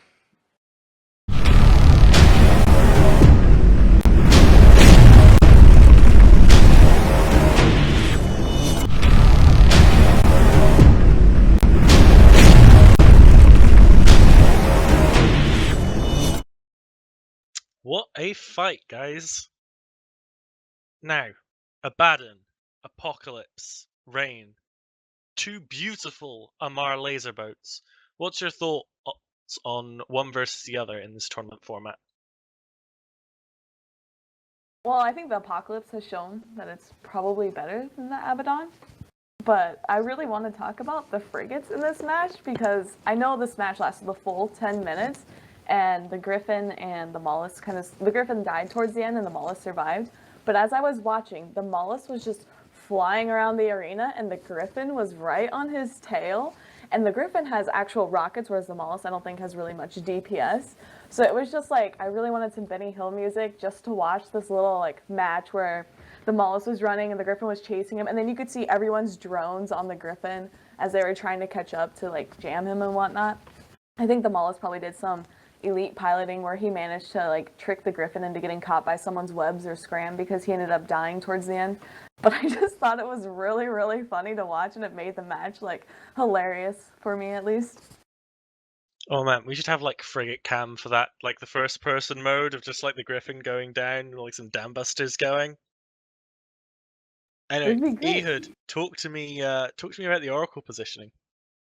Oh my gosh, Oracle Pilot's dream, right? CO2 didn't call them primary for long minutes into the match, and if you looked, and I think Starfleet Commander noticed it as well, he was positioned right above the fight, just pewing his lasers down into that fight for a good 4 minutes before they ever targeted him. I believe he wasn't even moving, he just sat there. Well, yeah, I mean, it helps your tracking, right? Just, 0 meters per second and fire away. That's an Oracle pilot's dream. Usually as an Oracle pilot, you need to be kiting away and you got to watch out for people tackling you. Not a chance this match. So that Oracle pilot, he was super happy, applying a lot of DPS. And that's something that CO2 should have been on. They primaried the Logi. Go for that Oracle. Easy money right there. Fantastic. So, Nash would here like to have a little spot to talk about some rules. Hell no. Okay, I will though. Yes, I think it's important for both the teams and the viewers to just remember what the format of this tournament is. I think this can be quite complicated, and we do suffer from a genuine lack of tools. So. One of the things that we are working with quite closely with CCP and the very amazing CCP Logibro is hopefully a tournament server where we will be able to have a little bit more control over certain things. Now, one of the things that we obviously don't have on CC as players is any dev tools. So the things that we currently lack in power is moving people. So we still have a lot of help from CCP, moving all the players to the arenas. And getting all this set up. But other tools that are missing are, for example, an infinity gun where we would be able to shoot players that go out of bounds. So the way we do it at the moment, and the only way we can do this to keep it fair, is if any single player of a team goes out of bounds, so outside of the 125-kilometer radius, the entire team loses, and indeed that team is scrapped. Which seems really severe, and I guess to an extent it is, but there is no other way for us to police it, because that person can still have an effect outside of the arena. They can still apply damage or use drones or use EWAR at that kind of range, and therefore still has an impact on the match. Another thing that obviously has popped up specifically today, twice now, is the illegal use of drones. And again, if we were in the possession of a tool where we could remove these drones, it would be very easy for us to just keep on playing and not particularly worry about it. We would just remove the offending item and we keep on playing. Now we're trying to keep this product as watchable as possible and as playable for the competitors as well. So indeed, in this particular last match, we had an illegal drone, for example, and the way we've decided to manage the tournament for the remainder is to assign points in the negative. So basically the people that did bring illegal items will be fined points and indeed take a penalty in that way. So in the future, as EVE Esports develops with our help, we will be able to deal with it better. But for now, indeed, with the help of the teams that are generally very supportive, this is the way we were dealing with it. Okay, and with that rule update, let's get straight into the next match between Team Scram Scene Investigation, who are the Lumpy Guys, and Team #Clever Girls, the Hordlings. The casters for this match are going to be Ehud and Rain.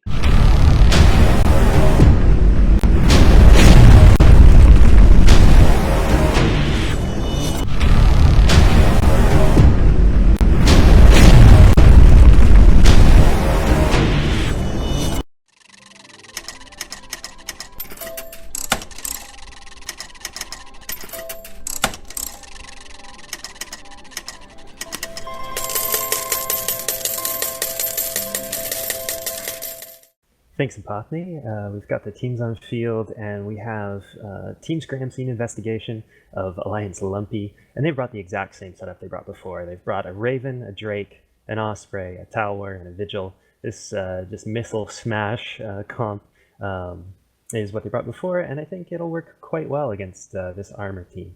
Rain? Team Clever Girls also brought the exact same comp they had last time, which was the Apocalypse, the Oracle, the Obscure, the Algos, and the Mollis. How do you think this is going to work for the armor team facing those missiles? Well, hopefully, I really hope it works well, because the Apocalypse and the Oracle have, in at least prior matches, proven to be a really good team comp, and both teams landed at 50 on the field. So it'll be really interesting to see how they use the range to their advantage, especially with the Drake, because I know the Drake, I think, is longer ranged missiles. Indeed. We've got about 5 seconds on the clock, and then we'll be getting started.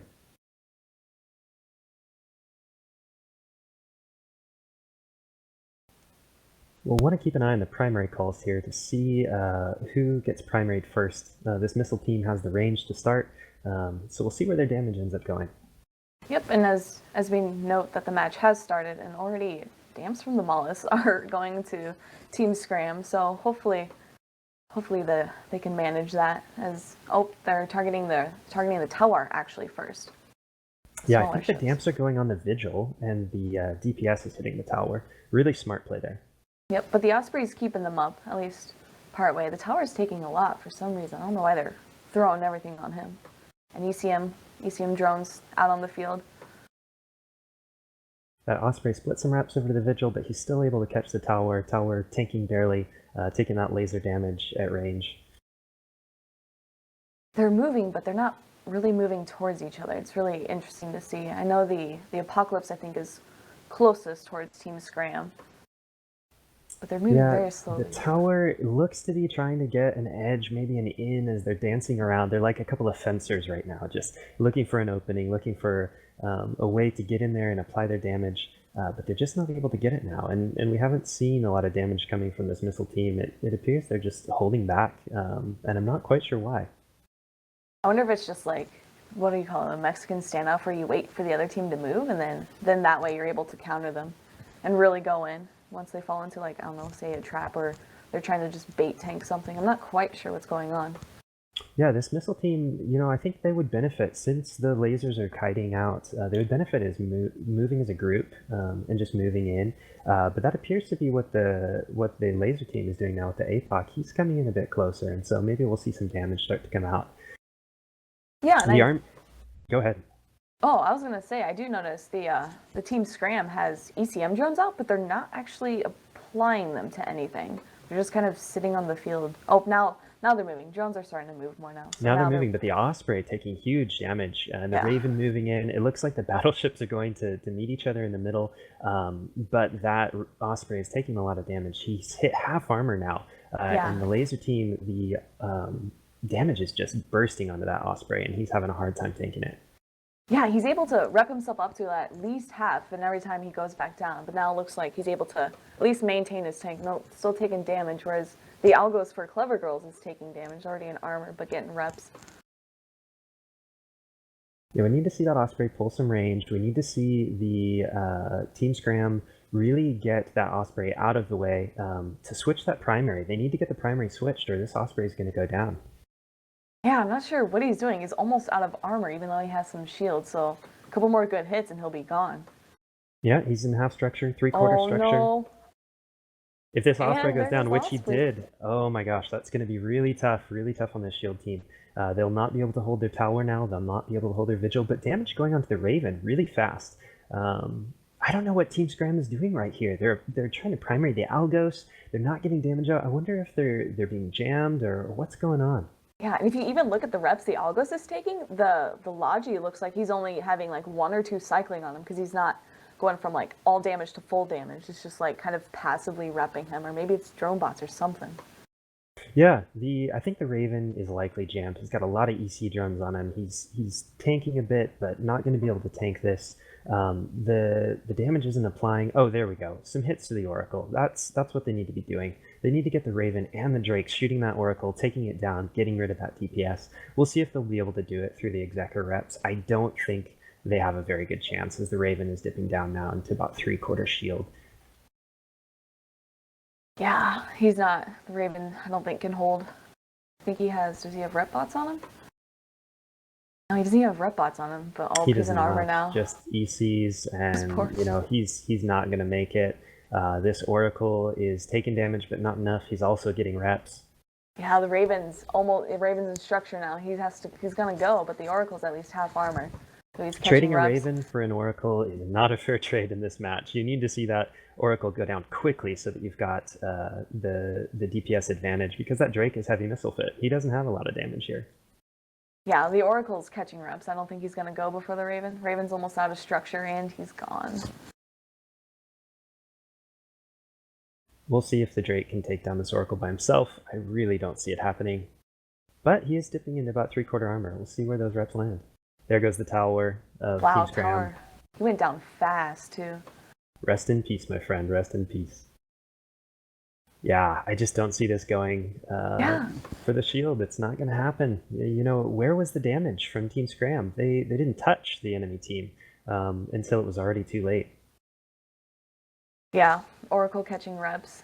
Drake and Vigil already have damage, so it's all about their piloting now, seeing if they can apply any DPS without taking any, I guess. Which doesn't look like it's going to happen. Yeah, the EC drones have switched over to the Drake now. Warrior's actually on him as well. He's got the drone swarm. Yeah, apparently I think what ended up happening is some drones were being shot at the beginning of the match, which is why it looked really slow from our perspective, because we can't see the drones dying and whatnot. You might be right there. Oh, the Algos has taken some hits, so maybe we'll see some points go to Team Scram if they can take out that Algos, maybe even get the Mollis, pick up the Mollis, but it's not going to be enough. Having lost the Raven, there's no way they'll be able to take out that Apocalypse, so I really don't see this switching in favor of Team Scram with just a Drake and Vigil.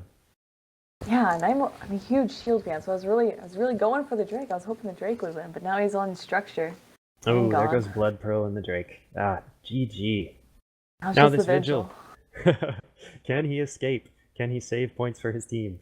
Unlikely. Cue Benny Hill music if you will. He's going down fast. Rest in peace. All right, that match clearly not in favor of Team Scram Scene Investigation. We'll send it back to the booth with Apothany.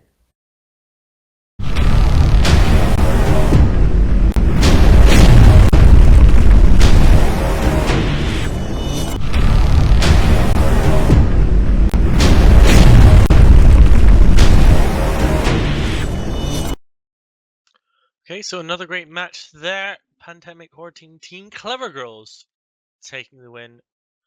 Now, that match I feel was kind of like an essay in what snowballing is. Starfleet, tell us a bit about what it's like when you lose one ship and then another and then another, and everything just seems to roll out of control. How does it happen, and how do you stop it? I think that this match, like you got the APOC team just shooting the Ravens and shooting their team, and they're not doing anything. And then what happens is, like you said, you lose a ship. I think what happened was I think maybe they was having some sort of like communication issue on their comms, which is usually the reason why ships start to die. Especially in a smaller format, it's like better to communicate. But in a larger format like the Alliance tournament, when you've got 12 people, talking and stuff, then losing ships can become a lot faster because the DPS is a lot higher. But it can happen here, and I think they just didn't communicate and didn't get the primary sorted out. And as Rain said, and the commentator said, the target call was way too late. That Oracle took damage like how long into the match? Like they were taking a pounding. It's like they're getting punched in the face and they're not retaliating or doing anything. And then when it was a bit too late, they started to fight back. And then by that time, they'd already lost two ships. And that's basically half their setup is gone. And then there's not really much they can do. Madden, do you agree that it was a core communication issue, or do you see something else there that caused the loss for the Team Scram? Or do you think it was something else? Do you think it was set up? I mean, what do you think they could have done to turn the match around? Yeah, I mean, I don't know what they really could have done to turn that match around. I think it was a combination of factors. I think they got ECM droned really hard, and I think that turned off a lot of their big guns. And I think, and I actually saw this in part of the match, they were actually shooting Vespas. If they're shooting Vespas, that means there's no DPS applying to the other team, which we saw because they weren't really shooting much for the majority of the match. And also it means that they're devastated, they're freaking out. So their comms were probably a little bit more hectic. I don't know if they were having comms issues or they're just people are kind of going, well, what do we do in this situation? That wouldn't shock me, especially when you're seeing one team kind of slowly but surely dying. I mean, it took a little bit of time, but they all just kind of popped off the map, and they really didn't do much at all to kind of scare the other team. You never saw that Execure getting too low. It was really a one-sided match. Okay, so the next match is going to be Team Footwork coming back to try and pick up a match against Team Pretty. That's Team Pretty freaking Reluctant, who are the Freebie Freeport Republic dudes. We'll have that match for you coming straight up. The casters are going to be Madden and SFC, so let's head straight to the booth.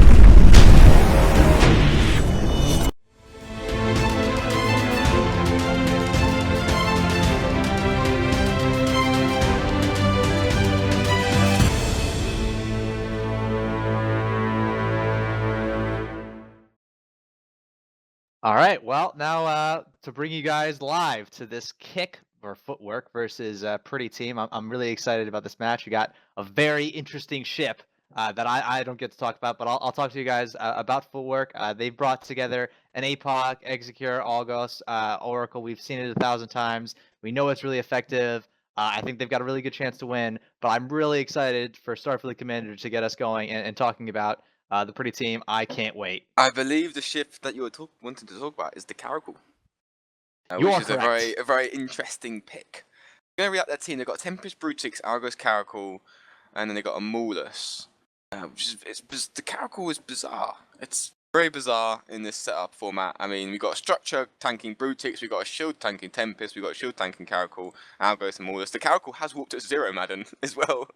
They've got no Logi again. This is the second time they've gotten no Logi. I am so proud of them as human beings for going no Logi twice today. Oh wow. Just high five. As we got the match is underway. I think the Apocs are going to take this, but a part of me wants them to win. I do not want this APOC to win. I want this APOC to burn. I think so that we got the Tempest is just raging Caracal's towards them. taking damage already. Yeah, it's a good call. No surprise. Good call. Get him off. Look how quickly he's going to die. No chance he's going to. Perhaps he's going to try and mitigate some damage, but I think he's going to die. We've got the that Brutix. Maulus is taking a lot of damage too. Let's see if that Caracal kills the Maulus, it's a good trade.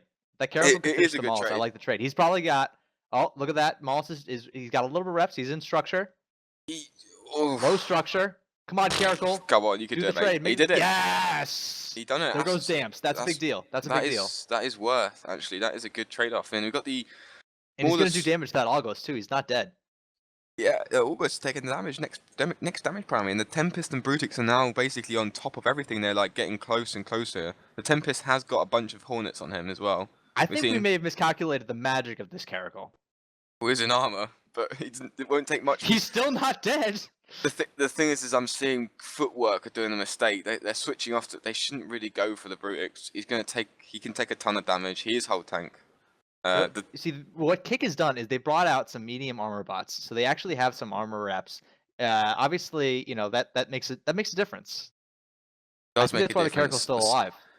The Caracal has done an amazing job just to stay alive in a setup like this. Magic, no doubt about that. The Obscura is the damage primary for Brutix team, but Boundary is 110k Oracle. Is getting pretty spooky to the edge. Please don't. But the Execrate is going to die. The Execrate is going to die if he dies. dies. Brutix is going to die. That Brutix is going to die. That's what's going to happen right next. I think that Brutix has got nothing. I think the Execrate down for Trekkie, Footwork, Logi down. Brutix. Oh yeah, no, I take that. But I think that's a good. Logi. I think that's a good trade. Wouldn't you agree? I can't believe. Wow, look at this.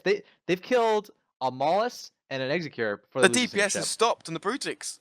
It's just stopped. The Algos is going down as well. The Brutix is. I bet the Oracle is jammed. Algos is down. Algos is down. This is a wipe. They're wiping the field. And the Brutix is down. There we go. But still, I think this is a great trade. We got. And it's absolute chaos right now. I know, but it's amazing chaos. The Caracal is still alive. We need to talk about the hero of the Caracal. Is this Oracle is now definitely going to die? Got them some nice early points. The Oracle is the next DPS primary. Obvious, good call. Need to get him tackled. Caracal's taking damage. Come on, I want this Caracal to lose. But do you know what the Caracal should do? He should actually just. He's gonna die, but he's gone. Yeah. The Tempest needs to just focus. What they need to do right now: pull the Maulus away. They could damp the. Pull the Algos. The Algos is already pulled off, so I think they just need to keep. Algos is fine. If they kill the Oracle, the APOC can't track the Algos. So I think the Tempest. Oh, I say that now. That's the Oracle. Yeah, you definitely regret that. No, the Oracle is shooting the Algos. I'm looking at what's shooting. Oracle's right definitely going to die. The APOC. Right, Oracle's gone. No, the APOC shooting the Algos. Sorry, and the Oracle just died. So now the Algos don't burn towards the APOC. You're gonna die. What are you doing, Algos? Run! He needs to get some transversal. Get to the side. He's trying to get under his guns. It's not gonna work. He's not gonna get there in time. This Algos. He's trying to. That's a poor decision. One more hit and he might die. He's now moving a bit to the right. He's realised his mistake. The Tempest is on top. Stop shooting. And the drones come in and save the day. Yeah. Don't forget about EC drones because they're everywhere and they work. He should use his time to get on top. This is. I mean, I honestly think, and I really appreciate this. Tech 2 medium armor maintenance bots kept that Caracal alive and really kept this match going. You know, I think they're the biggest part of this match. The fact that Tempest came out, I think it was the Tempest came out with medium Tech 2 armor maintenance bots. It's a skill thing to an extent. But it's huge. I mean, we're not you can buy skills or whatever. I think armor bots are so strong in this, and people aren't using them. Tech 2. Yeah. You can do Tech 2. That's huge. It's a huge amount of reps. I think they're so strong, and people aren't using them. People are just going for the gamble of the drones. Armor bots have proven in the Alliance tournament and other tournaments that they can keep a Logi up or keep a Caracal up. But the Caracal, we got to praise him for staying alive, and he killed the Maulus. He killed the Maulus as well. He outlasted the Execure. I mean, he outlasted the other team's Logi. This is just a Caracal, just chilling out, living his life.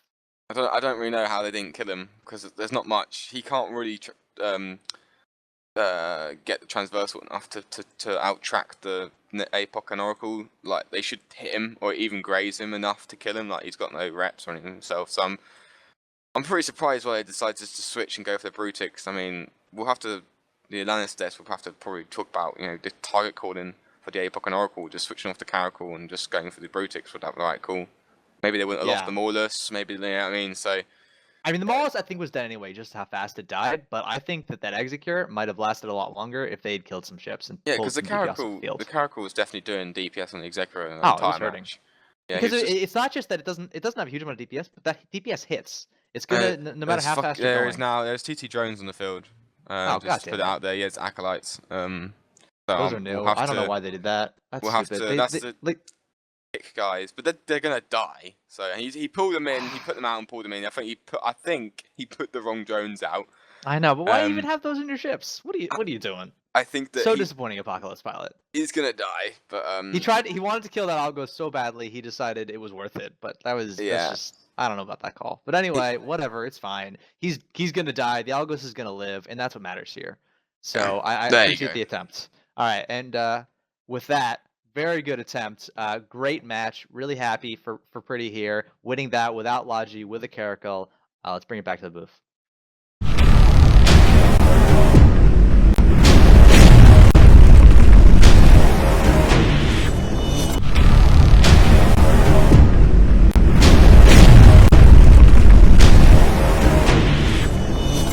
What a match. Ehud, tell us about the great PFR gamble. Oh, what a gamble. That Caracal, like a boss, right? I think we talked about the Armorette bots, but really they didn't come into play until after the Caracal had already gotten out of danger. Just to come in at 0 with that Caracal, try and take out the support ships and skate away. And he was able to do it. That's a gamble. That's rolling the dice. We talk about EC drones being a roll of the dice, but that Caracal's play was just awesome. I'd be interested to know if the Oracle and the Apocalypse were heating on that Caracal from the start, because if they weren't, they should have been. He was in 98% shields.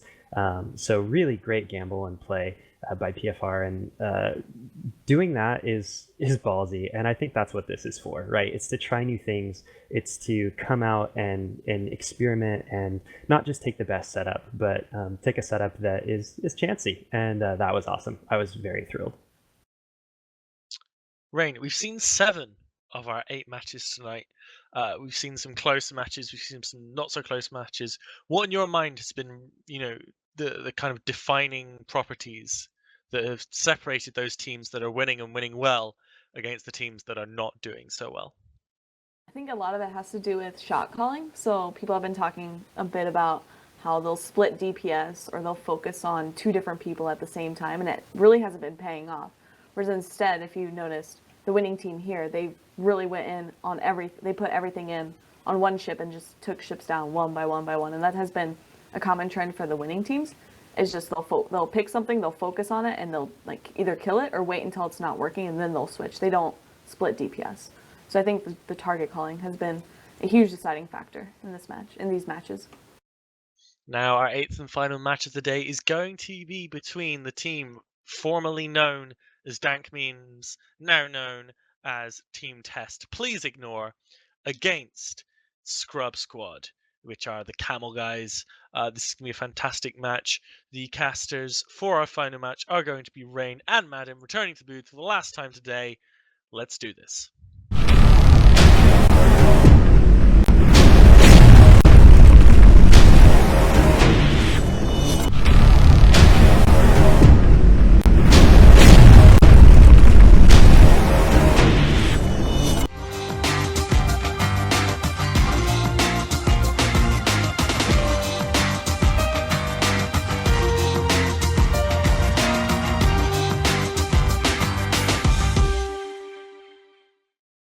I'm Rain, and we're on the last match for today's Even T Fight Club, and I'll be introducing the Tusk team, which is the similar setup that they brought last time, the Abaddon and the Harbinger, and then they have the Obscura, the Algos, and the first time we've seen a Punisher.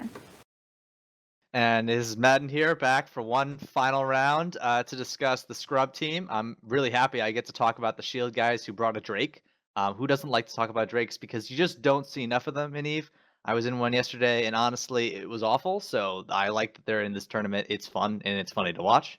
They got an Osprey here, they got a Tower, they got a Vigil. Pretty standard comp. Don't want to forget the Raven, of course, which is a very powerful ship. I actually like this comp. It's strong, but the armor has been winning the day. What do you think is going to happen here, Rain, as we got a minute to go? Well, I'm really curious to see what the scrub team will do because they all kind of warped in at the same distance, whereas the test team warped in staggered. So I'm really hoping that the Abaddon actually like shows up and applies some DPS and isn't struggling with ECM drones like we saw in other previous matches. Yeah, I'm betting a lot we're going to see that it struggles with ECM drones. I'm betting a lot. Yeah, but I like you said with the Drake, I still am a huge Shield fan and I really like Shield ships. So I think everyone on the Shield team, on the scrub team, I've flown before, so I kind of favor them. I mean, what do you think though about the choice between the Abaddon and the APOC here? I think this is one of the rare examples where we've actually seen an Abaddon with this comp. I think we've generally seen the APOC because I think it's shown to be more powerful. So what do you think about that choice? I'm a bit indifferent because we've seen the Abaddon before and it hasn't really won much. So I think if they had gone with an APOC, it might be better. But it needs good tackle to actually be able to apply damage. So hopefully that's why they brought the Punisher in. Yeah, the Punisher is great tackle. So I'm pretty psyched to see this Punisher just go in and do work. It's got a really strong tank. I think it's one of the most powerful ships that we've got in this format as we are off. And everyone's moving and drones are out. Shockingly, a lot of Vespas, a lot of Hornets from both sides. We just see the ECM swap sides and just go for their targets. I'm watching to see where they're going. The Abaddon is not swarmed. I am shocked by that. No, they're instead all on the Harbinger, who's actually taking a lot of damage from the scrub team. Yeah, and the Drake's taking a little bit of damage, which I don't understand. And the Algos now just lost all its shield and some of its armor, so maybe that'll be interesting to watch. Yeah, and if you watch, the Exterior has reps on the Harbinger, and Algos is still taking a lot of damage. And curious to see as to why they're focusing him instead of all on the Harbinger. Yeah, I mean, I guess maybe he's at the perfect range. He's not moving that fast. He's moving actually at 400. He's slowing down. That's not the choice I would make as I'm being shot at. I would not slow down. I don't know. I mean, he's going to hit 0. All right, Algos pilot. That's ballsy. Maybe he was just flying into their shots. I'm not sure. But the Harbinger's almost actually out of armor. What is going on? The Exterior really needs to apply some reps. He's being, I think, target painted. Yeah, he's trying to like rep to each side, and that's really challenging to do. Yeah, as the Algos is now scrammed the Vespa. So the Harbinger just went down now, so they're down their battle cruiser, the test team is. Yeah, and I think importantly, while they were doing that, their Algos scrammed a Vespa.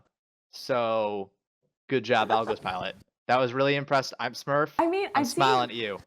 I mean, I've seen the Algos actually support the Logi ship, so maybe his Logi ship wasn't able to. Maybe he was jammed or something, so the Algos had to end up shooting drones off him. But I'm looking, and the Algos actually, the Exterior is actually perfectly fine. Yeah, I think the drones are actually on the Algos. Yeah, it's really weird. So this is very weird. And now medium armor bots are being shot. I think probably by, they're test medium armor bots, so they're being shot by Scrub. Yeah, the test team really hasn't been focusing anyone. I mean, the Drake had some damage on him, but it looks like his shields just kind of passively regen. It's really interesting it's not even an ECM drone. Yeah, that's what I've expected to see consistently, but honestly, I just don't know what they're doing. If anyone's got comms issues, I'd be interested to see what happened on these test comms, because if you know anything about tests, they're bad. So clearly, these comms, I wonder if they're particularly bad. As the Osprey is now taking a lot of damage, they decided to fire. Uh-oh. Yeah, he's webbed too by the test Algos. So maybe that's why they're shooting the Algos. Yeah, the Algos finally decided to tackle something, and he's dead now. What is that Punisher doing? What is that? Is that Punisher taking a nap? Why didn't he need the Algos to come in? No, he's just not. He's not making a difference. I expected this Punisher to be great tackle, and he hasn't. He hasn't lived up to the billing. I was gonna say he's on the Osprey now, who's at pretty high shields, but he also took some armor damage. But the Punisher's right on him now, so it seems like all of Scrub Team's DPS in the Punisher. Oh wait, no, it's actually the Executor. They're shooting the Executor now. They're finally shooting Logi. I mean, I understand that. I just wonder if it's a little bit, too late to shoot that guy. Even if you take out the Logi now, you're up against I mean, it doesn't matter. I mean, sure they're going to shoot the Executor now because they've killed everything else except for the Abaddon. Yeah, they I don't know. the Abaddon took some shield damage, but hasn't been I really just doing don't anything understand either. the primaries here. But I really don't understand the primaries here by Test. I know I don't know what the they've been scrub doing. team's looking really, really good compared to the Test team, but we don't really know because it doesn't seem like the That Test doesn't team's mean really anything, doing yeah. much. Yeah. I mean, this is the same Test team who's done some very questionable things before, so that fair enough. But look, it's a newbie tournament. You expect some questionable things, but it's entertaining to watch. It's the same tournament where you get to see a Caracal dominate a match, so it's great on both sides of the arena. As this Executor now is going to go down, maybe the Osprey too. Honestly, it's low armor. Clearly, it's being alphaed off the field, even with its own reps. It's just not enough to keep up. I think the Abaddon is going to take care of it.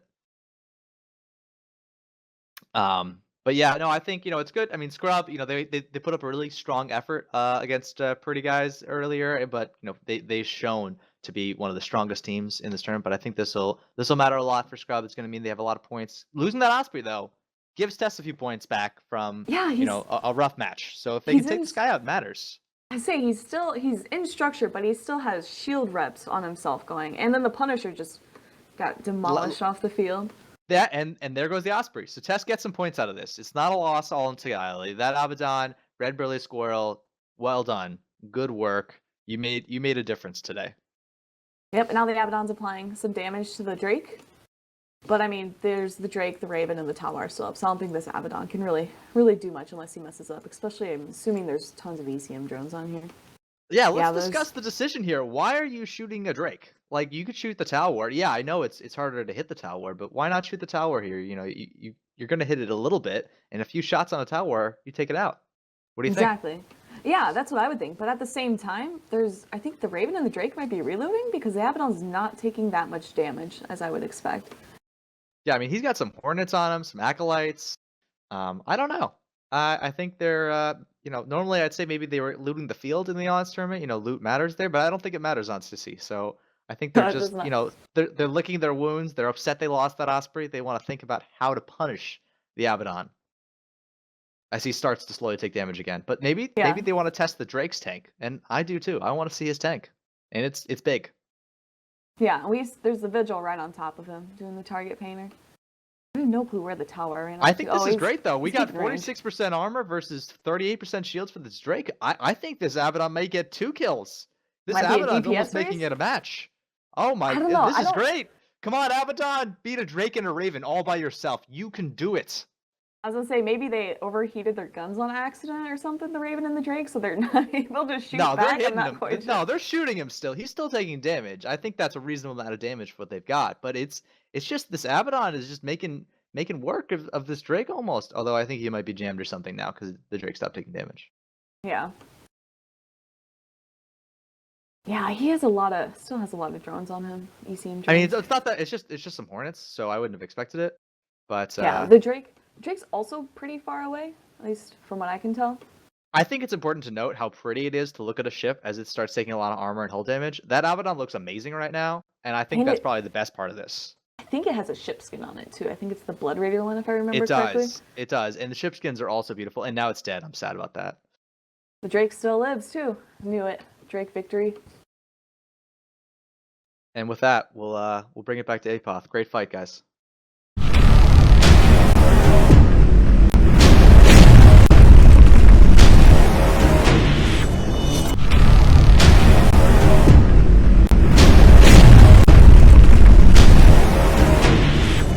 Awesome fight to round off the night. Our final match was there between Test and Scrub. The Shield team beating out the Armor team. As much as I love the Abaddon, it did eventually fall. Well, they didn't win the match anyway. So, Ehud, shorthand me what just happened. Well, it was interesting because the damage just wasn't applying to the Raven or the Drake at the beginning, yet they put the EC drones on the Osprey, so it didn't make a lot of sense. There wasn't damage coming onto anyone that needed reps, so why put the EC drones on the Osprey? The Raven and Drake, if you'd put the EC drones on them, they might not have been able to apply damage at the beginning and just start wrecking the field. So I saw that from the beginning. Looked like a bit of a misplay. If you are going to gamble with the EC drones, you need to gamble on the right ships. That's my opinion. So I think that was a big start to that snowball, which just took off and ran downhill. Now, Starfleet Commander, we have seen a lot of different setups today. We've seen Tempest be popular. We've seen the Drake come through. I mean, just of today's matches, what would you say were the defining core setups that we saw and that were popular and did well? Well, here's the thing, really. I mean, everyone saw the APOC popular. We've seen the Tempest, but I think the Tempest is strong, but this Raven setup is good, and no one really used it. And I think it's just great at applying DPS. But I think people were using the APOC just because it was like the Typhoon of this week. Standard setup, everyone's flying it. It's quite sort of easy, great projection. But we're seeing competent teams that are fielding other setups that are a bit more like different. Beat them, you know. Tempest can beat stuff. You got to get on target. I mean, we saw a Caracal Tempest and a Brutix killer, the APOC setup. I mean, I don't think there really was any sort of. I think the most one we saw today was obviously the APOC battleship wise, but I think there wasn't really a defining like, oh, here we go, another of this setup. I think it was a bit all over the place, which is good, which is what we want. The handsome Swede, Gorski Kar, joined us partway through the show today. I'd love to hear your thoughts on that final match we just had, buddy. Oh yeah, it was a good match. Like I saw that Harbinger, like just straight up rammed and like forgot about his Lodge and then totally got wrecked. That was kind of fun. And well, Camel Kai did good as usual. Yeah, I want to actually point out that Camel Logi did a good job. Actually, I was watching his reloads, his boosts, and he was literally waiting till literally 1% shields to boost.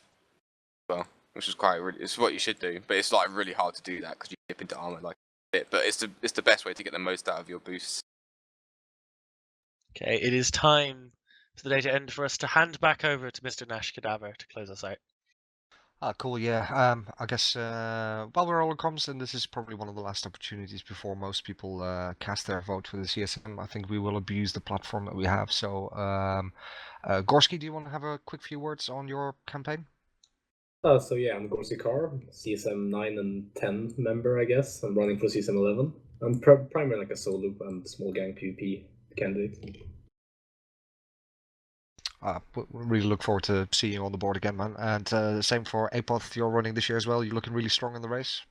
I wouldn't know about super strong. I'm a hopeful young man. You know, it's my first time running to be on the CSM. It's been a really interesting and enjoyable experience so far with all the interviews and all the discussions and, you know, all the people talking and expressing their ideas. It's a really cool thing.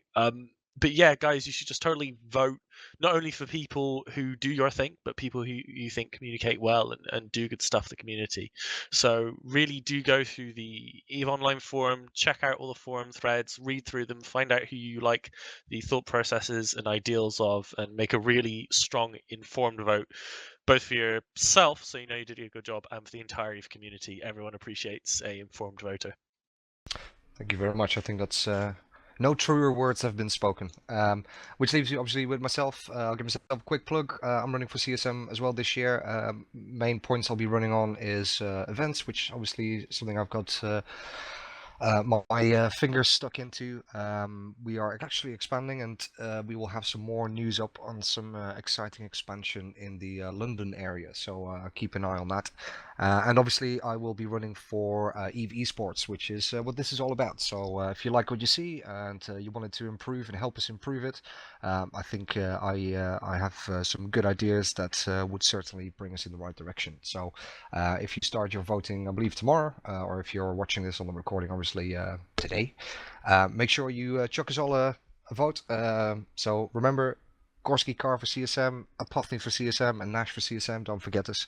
And before I go, I wanted to go through the list of staff real quick. So a big thank you to everybody on the team tonight. We have Bay RJ, we have Madden, Apophany, Ehud Guerra, Elise Randolph has been here in the background doing his magic. Gorski Kar, Jane Fillon has been here with us as well all night in the background. Chocolate Rain, Starfleet Commander, and the ever wonderful Mr. Sutonia. And that is it for Fight Club tonight. But please make sure to come and check us out next week Sunday, as we will be having Even T Collide. So the Big Boys League is back next week, and hope to see you there.